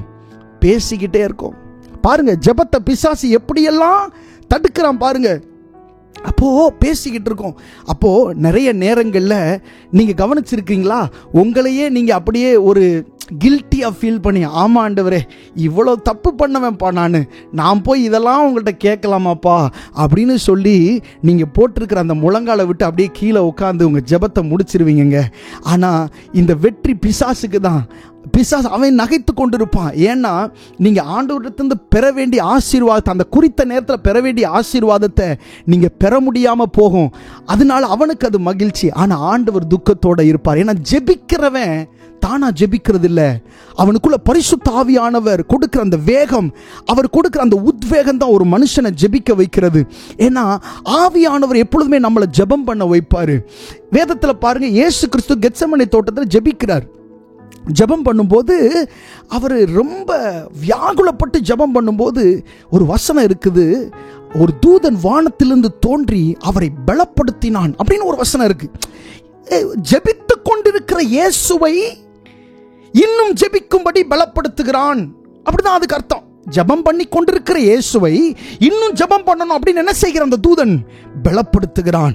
இந்த நாளில் ஆண்டவர் உங்களை பலப்படுத்துகிறார், உங்களுடைய முழங்கால்களை பலப்படுத்துகிறாரு. ஆமென். உங்களுடைய மனதை கொஞ்சம் கூர்மையாக்குகிறார். மகனே மகளே, நீ ஜெபம் பண்ணுகிறாய், ஆனால் இன்னும் நல்லா ஜெபம் பண்ணு. சத்துருவினுடைய வார்த்தைகளுக்கு நீ செவி கொடுக்காத, நீ கவனத்தோட ஜெபம் பண்ணுன்னு ஆண்டவர் உங்கள்கிட்ட சொல்றாரு. அது மட்டும் இல்லை, பாருங்க 3வது வசனத்துல, ஆனாலும் கர்த்தாவே நீர் என்னை சூழ்ந்துள்ள கேடகமும் என் மகிமையும் என் தலையை உயர்த்துகிறவருமாய் இருக்கு. தாவீது பிரேயருடைய பேட்டர்னை மாத்துறாரு. இப்போ என்ன செய்யறார் அப்படின்னு சொன்னா, விசுவாச வார்த்தைகளை சொல்றாரு. நீங்க இந்த மாதிரி நெகட்டிவான வார்த்தைகளை பிசாசு உங்க காதுல உங்களுடைய மனதில் போடும்போது நீங்க என்ன பண்ணணும்னா, விசுவாச வார்த்தைகளை வாயை திறந்து சொல்ல ஆரம்பிக்கணும். எப்படி? ஆண்டவர் என்னை சூழ்ந்துள்ள கேடகம், அவர் என்னுடைய மகிமை, அவர் என் தலையை உயர்த்துகிறவர் அப்படின்னு சொல்லி விசுவாச வார்த்தைகள் நீங்க சொல்ல ஆரம்பிக்க சத்ருவால பக்கத்தில் என்ன செய்ய முடியாது, இருக்க முடியாது. ஆமென். விசுவாசமான வார்த்தைகளை நம்ம சொல்லணும், விசுவாச வார்த்தைகள் அறிக்கையிடணும். நீங்க ஜெபம் பண்ணும் போதே, ஆண்டவரே நீர் என் ஜெபத்தை கேட்கிறீரா கேட்க மாட்டீரா, நான் ரொம்ப நாளா ஜெபம் பண்றேனே, நீர் என்னை கேட்கிறீரா, உமக்கு கண் இருக்கா, உமக்கு காது இருக்கா, அப்படி நம்ம நிறைய நேரத்தில் கேட்கிறோம்ல, அது ஜெபம் அல்ல. அந்த ஜெபத்தில் ஒரு விடுதலை வராது. நீங்க எப்படி போனீங்களோ அப்படியே திரும்ப வருவீங்க. நீங்க ஜெபம் பண்ணும்போது எப்படி ஜெபம் பண்ணணும்? விசுவாச வார்த்தைகளை சொல்லி ஜெபம் பண்ணணும். விசுவாச வார்த்தைகளை சொல்லும் போது நீங்க என்ன செய்வீங்க அப்படின்னு சொன்னா, உங்களால் இன்னொரு வேகம் கொடுத்து ஜெபிக்க முடியும். பக்கத்தில் பேசுகிற சத்ருவினுடைய சத்தத்துக்கு செவி கொடுக்காம ஜெபிக்க முடியும். சில நேரம் கழிஞ்சு போகும்போது அவன் தோற்று போவான். ஏன்னா வேதத்தில் சொல்லப்பட்டிருக்கு, பிசாசுக்கு எதிர்த்து நில்லுங்கள், அப்பொழுது அவன் உங்களை விட்டு என்ன செய்வான், ஓடி போவான் அப்படின்னு சொல்லப்பட்டிருக்கிறது. நீங்க பிசாசுக்கு எதிர்த்து நிற்கிறதா என்ன, அவன் கூட போய் சண்டைக்கு நிற்கிறதா, மல்லு கட்டுறதா? இல்ல. பிசாசுக்கு எதிர்த்து நிற்கிறது என்பது தேவனுக்கு பிரியமான காரியங்களை நீங்கள் தொடர்ந்து செய்வதன் மூலமாக அவனுக்கு நீங்கள் எதிர்த்து நிற்க முடியும். ஹல்லேலூயா. ஆமென். தாவீது இங்கே சொல்றாரு, ஆண்டவரே நீர் என்னை சூழ்ந்துள்ள கேடகம், என் மகிமை, என் தலையை உயர்த்துகிறவருமாய் இருக்கிறீர் அப்படின்னு சொல்லி 4வது வசனத்துல ரகசியத்தை சொல்றாரு. பாருங்க, நான் கர்த்தரை நோக்கி சத்தமிட்டு கூப்பிட்டேன். ஹல்லேலூயா. நான் கர்த்தரை நோக்கி எப்படி கூப்பிட்டேன்? சத்தமிட்டு கூப்பிட்டேன். இந்த மாதிரி நெகட்டிவ் காரியங்கள் உங்க மனதில் வரும்போது, ஜெபத்திற்கு தடையாக கிரியைகள் வரும்போது நீங்க என்ன செய்யணும்னா, உங்க சத்தத்தை கொஞ்சம் கூட்டணும், சத்தத்தை கொஞ்சம் ரைஸ் பண்ணணும். நிறைய நேரங்களில் நம்முடைய வீடுகளில் சில நேரங்களில் சத்தத்தை என்ன செய்யறோம், ரைஸ் பண்றோம். சாதாரணமாக இருக்கிற நம்முடைய சத்தம் நம்மள அறியாம ரைஸ் ஆகுது. ஏதோ ஒரு காரியம் உள்ள என்ன செய்யுது, நடக்குது. அப்ப சத்தம் ஆட்டோமேட்டிக்கா நமக்குள்ள இந்த ரைஸ் ஆகுது. ஏதோ ஒரு அசம்பாவிதம், சத்தத்தை ரைஸ் பண்றோம். அப்ப இந்த ஜெப நேரத்தில் இந்த மாதிரியான எதிர் காரியங்கள் நடைபெறும் போது, பிசாசினுடைய கிரியைகள் நடைபெறும் போது உங்க சத்தத்தை கொஞ்சம் ஏத்தணும், உங்க ஜெப வால்யூமை கொஞ்சம் ஏத்தணும். பாருங்க, இங்கே சொல்றாரு, நான் கர்த்தரை நோக்கி சத்தமிட்டு கூப்பிட்டேன், அவர் தமது பரிசுத்த பர்வதத்தில் இருந்து எனக்கு பதில் அருளினார். ஹல்லேலூயா. ஆமென். பர்த்திமே என்கிறதான அந்த பார்வையற்ற மனுஷன் செய்ததும் அதுதான். அவன் ஜெபம் பண்ணும்போது அவனை அதட்டினாங்க, அவனை பேசாதன்னு சொன்னாங்க. ஆனா இவன் என்ன செய்தான், முன்னிலும் அதிகமாய் அவன் இயேசுவை நோக்கி கூப்பிட்டான். அப்படி முன்னிலும் அதிகமாக இயேசுவை நோக்கி கூப்பிட்ட பொழுது இந்த சுத்தி நின்று அவனை அதட்டுகிற, அவனை ஆமென், அவனை ஜெபிக்க கூடாது என்று சொல்லுகிற, அவனை கூப்பிடக்கூடாது என்று சொல்லுகிற அந்த மனுஷர்கள், அவர்களுக்குள்ள கிரியை செய்கிற எந்த ஆவிகள் அவன் வாழ்க்கையில் என்ன செய்யல, ஆமென், கிரியை செய்யல. அதனால நீங்க என்ன பண்ணணும் அப்படின்னா, ஜெபத்தில் உங்க சத்தத்தை கொஞ்சம் சவுண்ட் ஏத்தி ஜெபம் பண்ணணும். சத்தத்தை சத்தத்தை உயர்த்தி அவரை நோக்கி கெஞ்சினேன். தாவீது சொல்றாரா, நிறைய இடங்கள்ல சொல்றாரா, சத்தத்தை உயர்த்தி நான் கெஞ்சினேன். ஆண்டவர் பரிசுத்த பர்வதத்திலிருந்து எனக்கு செவி கொடுத்தாரு, எனக்கு பதில் அருளினார். நம்ம சங்கீத புஸ்தகங்கள்ல அவ்வப்போது அங்கெங்குமா நம்ம வாசித்து இருக்கிறோம்.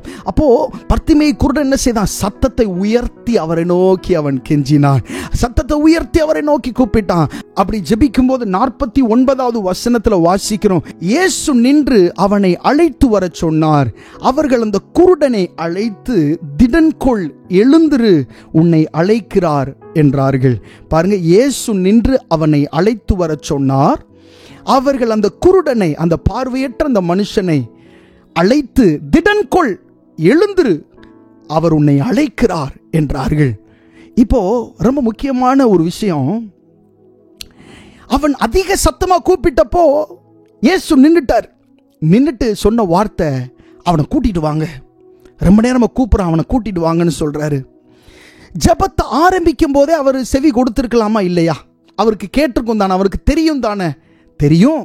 ஆனா அவர் என்ன செய்யல? பதில் கொடுக்கல.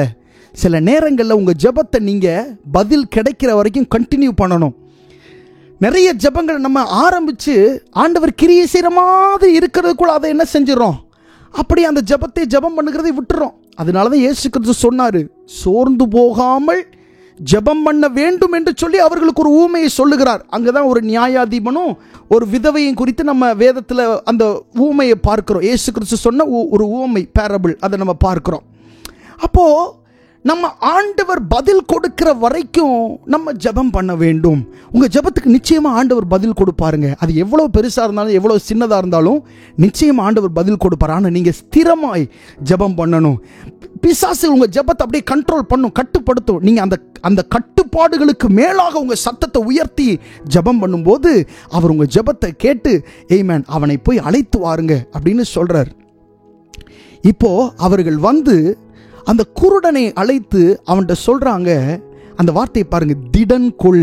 பாருங்க என்ன எழுதப்பட்டிருக்கு, திடன்கொள் அப்படின்னு சொல்றாங்க. ஏன் இவனை பார்த்து திடன்கொள்னு சொல்லணும்? வாப்பா, அவனை கூப்பிடுறாரு ஏசப்பா அப்படின்னு சொல்லி அவனை கூட்டிட்டு வந்திருக்கலாம் இல்லையா? ஆனா அவன் கிட்ட வந்தோடனே பாருங்க, திடன்கொள் அப்படின்னு சொல்றாங்க. என்ன அர்த்தம்னா, கூப்பிட்டு கூப்பிட்டு இழைச்சு போயிட்டான் மனுஷன், கூப்பிட்டு இழைச்சு போயிட்டான். சில நேரங்களில் இப்படி இழைத்து போகிற வரைக்கும் கூப்பிட வேண்டிய அவசியம் இருக்கும். ஏன்னா உங்களுடைய தேவைகளில் வித்தியாசம் இருக்கு. சில காரியங்கள் சின்னதாக இருக்கும், அதுக்கு ஒரு சின்ன ஜெபம் பண்ணியிருப்பீங்க. ஆனால் பெரிய காரியமாக இருக்குது. இந்த மனுஷன் பிறவியிலே ஒரு பார்வையற்ற குருடனான ஒரு மனுஷன். இப்போ உங்கள் ஏரியாவில் அப்படிப்பட்ட ஒரு மனுஷன் இருக்கிறாரு. பிறந்ததுலேருந்தே ஒரு 50 வயது வரைக்கும் அந்த மனுஷனுக்கு சுத்தமாக பார்வையே இல்லை.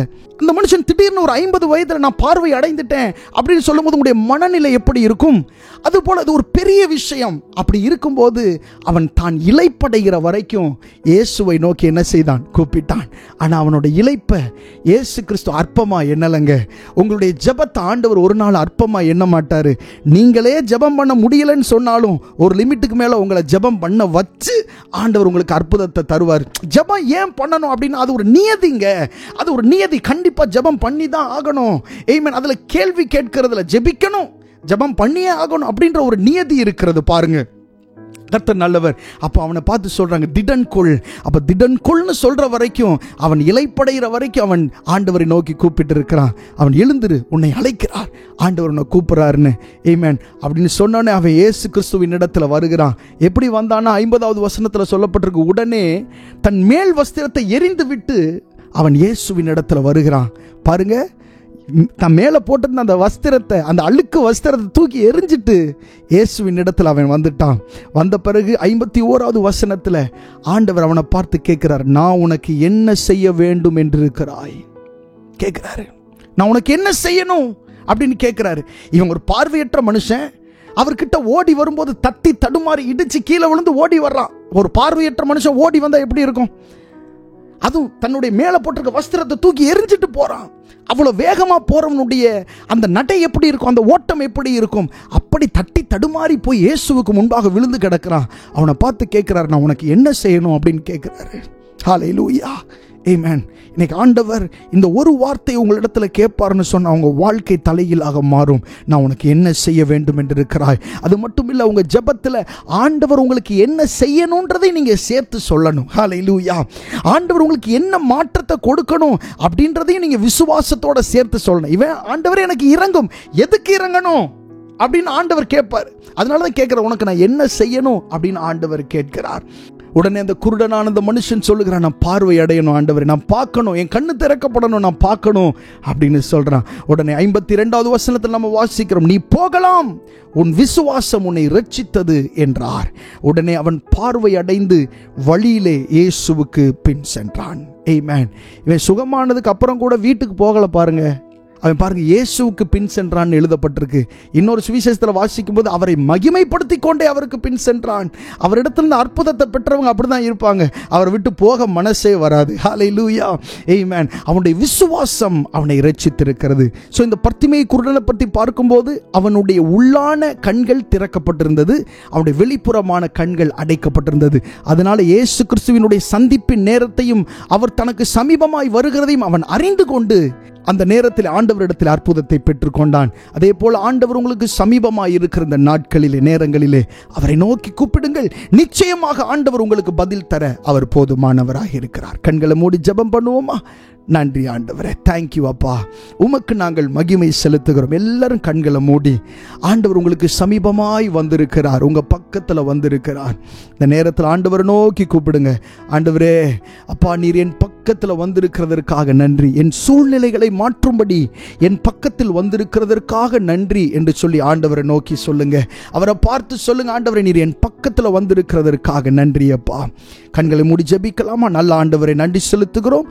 இந்த அருமையான இந்த ஆராதனை வேளையிலே உம்முடைய நாமத்தை மகிமைப்படுத்தவும் உம்மை போற்றவும் நீர் எங்களுக்கு தந்த நல்ல பாக்கியத்திற்காக உமக்கு நாங்கள் நன்றி செலுத்துகிறோம். இந்த வேளையிலே நீர் எங்களோடு பேசின உம்முடைய கிருபைக்காக நன்றி செலுத்துகிறோம். எங்களோடு நீர் இடைப்பட்டதற்காக நன்றி ஆண்டவரே. ஸ்தோத்திரம். மாம்சமும் இரத்தமும் தெரிவிக்காத காரியங்களை ஆவியானவர் நீர் எங்களுக்கு வெளிப்படுத்தி இருக்கிறீர், அதற்காக நன்றி ஆண்டவர். உம்முடைய வசனத்திலிருந்து நாங்கள் புரிந்து கொண்ட இந்த காரியங்களுக்காக உமக்கு நன்றி செலுத்துகிறோம் ஆண்டவர். இந்த கிருபை நீர் எங்கள் ஒவ்வொருவர் மேலும் வைத்திருக்கிறதற்காக நன்றி செலுத்துகிறோம் ஆண்டவரே. நீர் எங்கள் சமீபமாய் இருக்கிறதை நாங்கள் அறிந்து உம்மை நோக்கி கூப்பிட ஆண்டவரே உம்மை நோக்கி பார்த்து ஜெபம் பண்ண ஆண்டவரே நீர் எங்களுக்கு உதவி செய்வீராக. ஜெபத்தில் வருகிற தடைகளை மேற்கொள்ள உதவி செய்வீராக. அநேகர் ஜெபிக்கிறார்கள், ஆனால் அவர்களால் ஜெபிக்க முடியல, சிலரால் தொடர்ந்து ஜெபிக்க முடியல. இந்த நிலைகள் இயேசுவின் நாமத்தினால இந்த நேரத்தில் மாறட்டும் என்று சொல்லி நாங்கள் ஜெபம் பண்ணுகிறோம் ஆண்டவரே. நன்றி செலுத்துகிறோம் அப்பா. இந்த ஆராதனையில் கலந்து கொண்ட ஒவ்வொருவரையும் நீர் ஆசீர்வதியும். விசேஷமாக இந்த எல்லை பட்டணத்திலே வாழ்ந்து கொண்டிருக்கிற தமிழ் ஜனங்களுக்காக ஜெபம் பண்ணுகிறோம் ஆண்டவரே. அவர்களுக்கும் ரட்சிப்பு அவசியமாயிருக்கிறது. அவருடைய மனக்கண்கள் ஆண்டவரை திறக்கப்படுவதாக. சத்ருவினாலே குருடாக்கப்பட்டிருக்கிற அவருடைய மனக்கண்கள் திறக்கப்பட்டு இயேசுவே தெய்வம் என்று அவர்கள் அறிந்து கொண்டு உம்முடைய நாமத்தை மகிமைப்படுத்த உதவி செய்யும். இந்த ஆராதனை நீர் எங்களுக்கு ஆசீர்வதித்து தந்ததற்காக நன்றி. இயேசுவின் நாமத்தில் கேட்கிறோம் நல்ல பிதாவே. ஆமென், ஆமென், ஆமென். God bless you. கர்த்தர் உங்களை ஆசீர்வதிப்பாராக. Amen.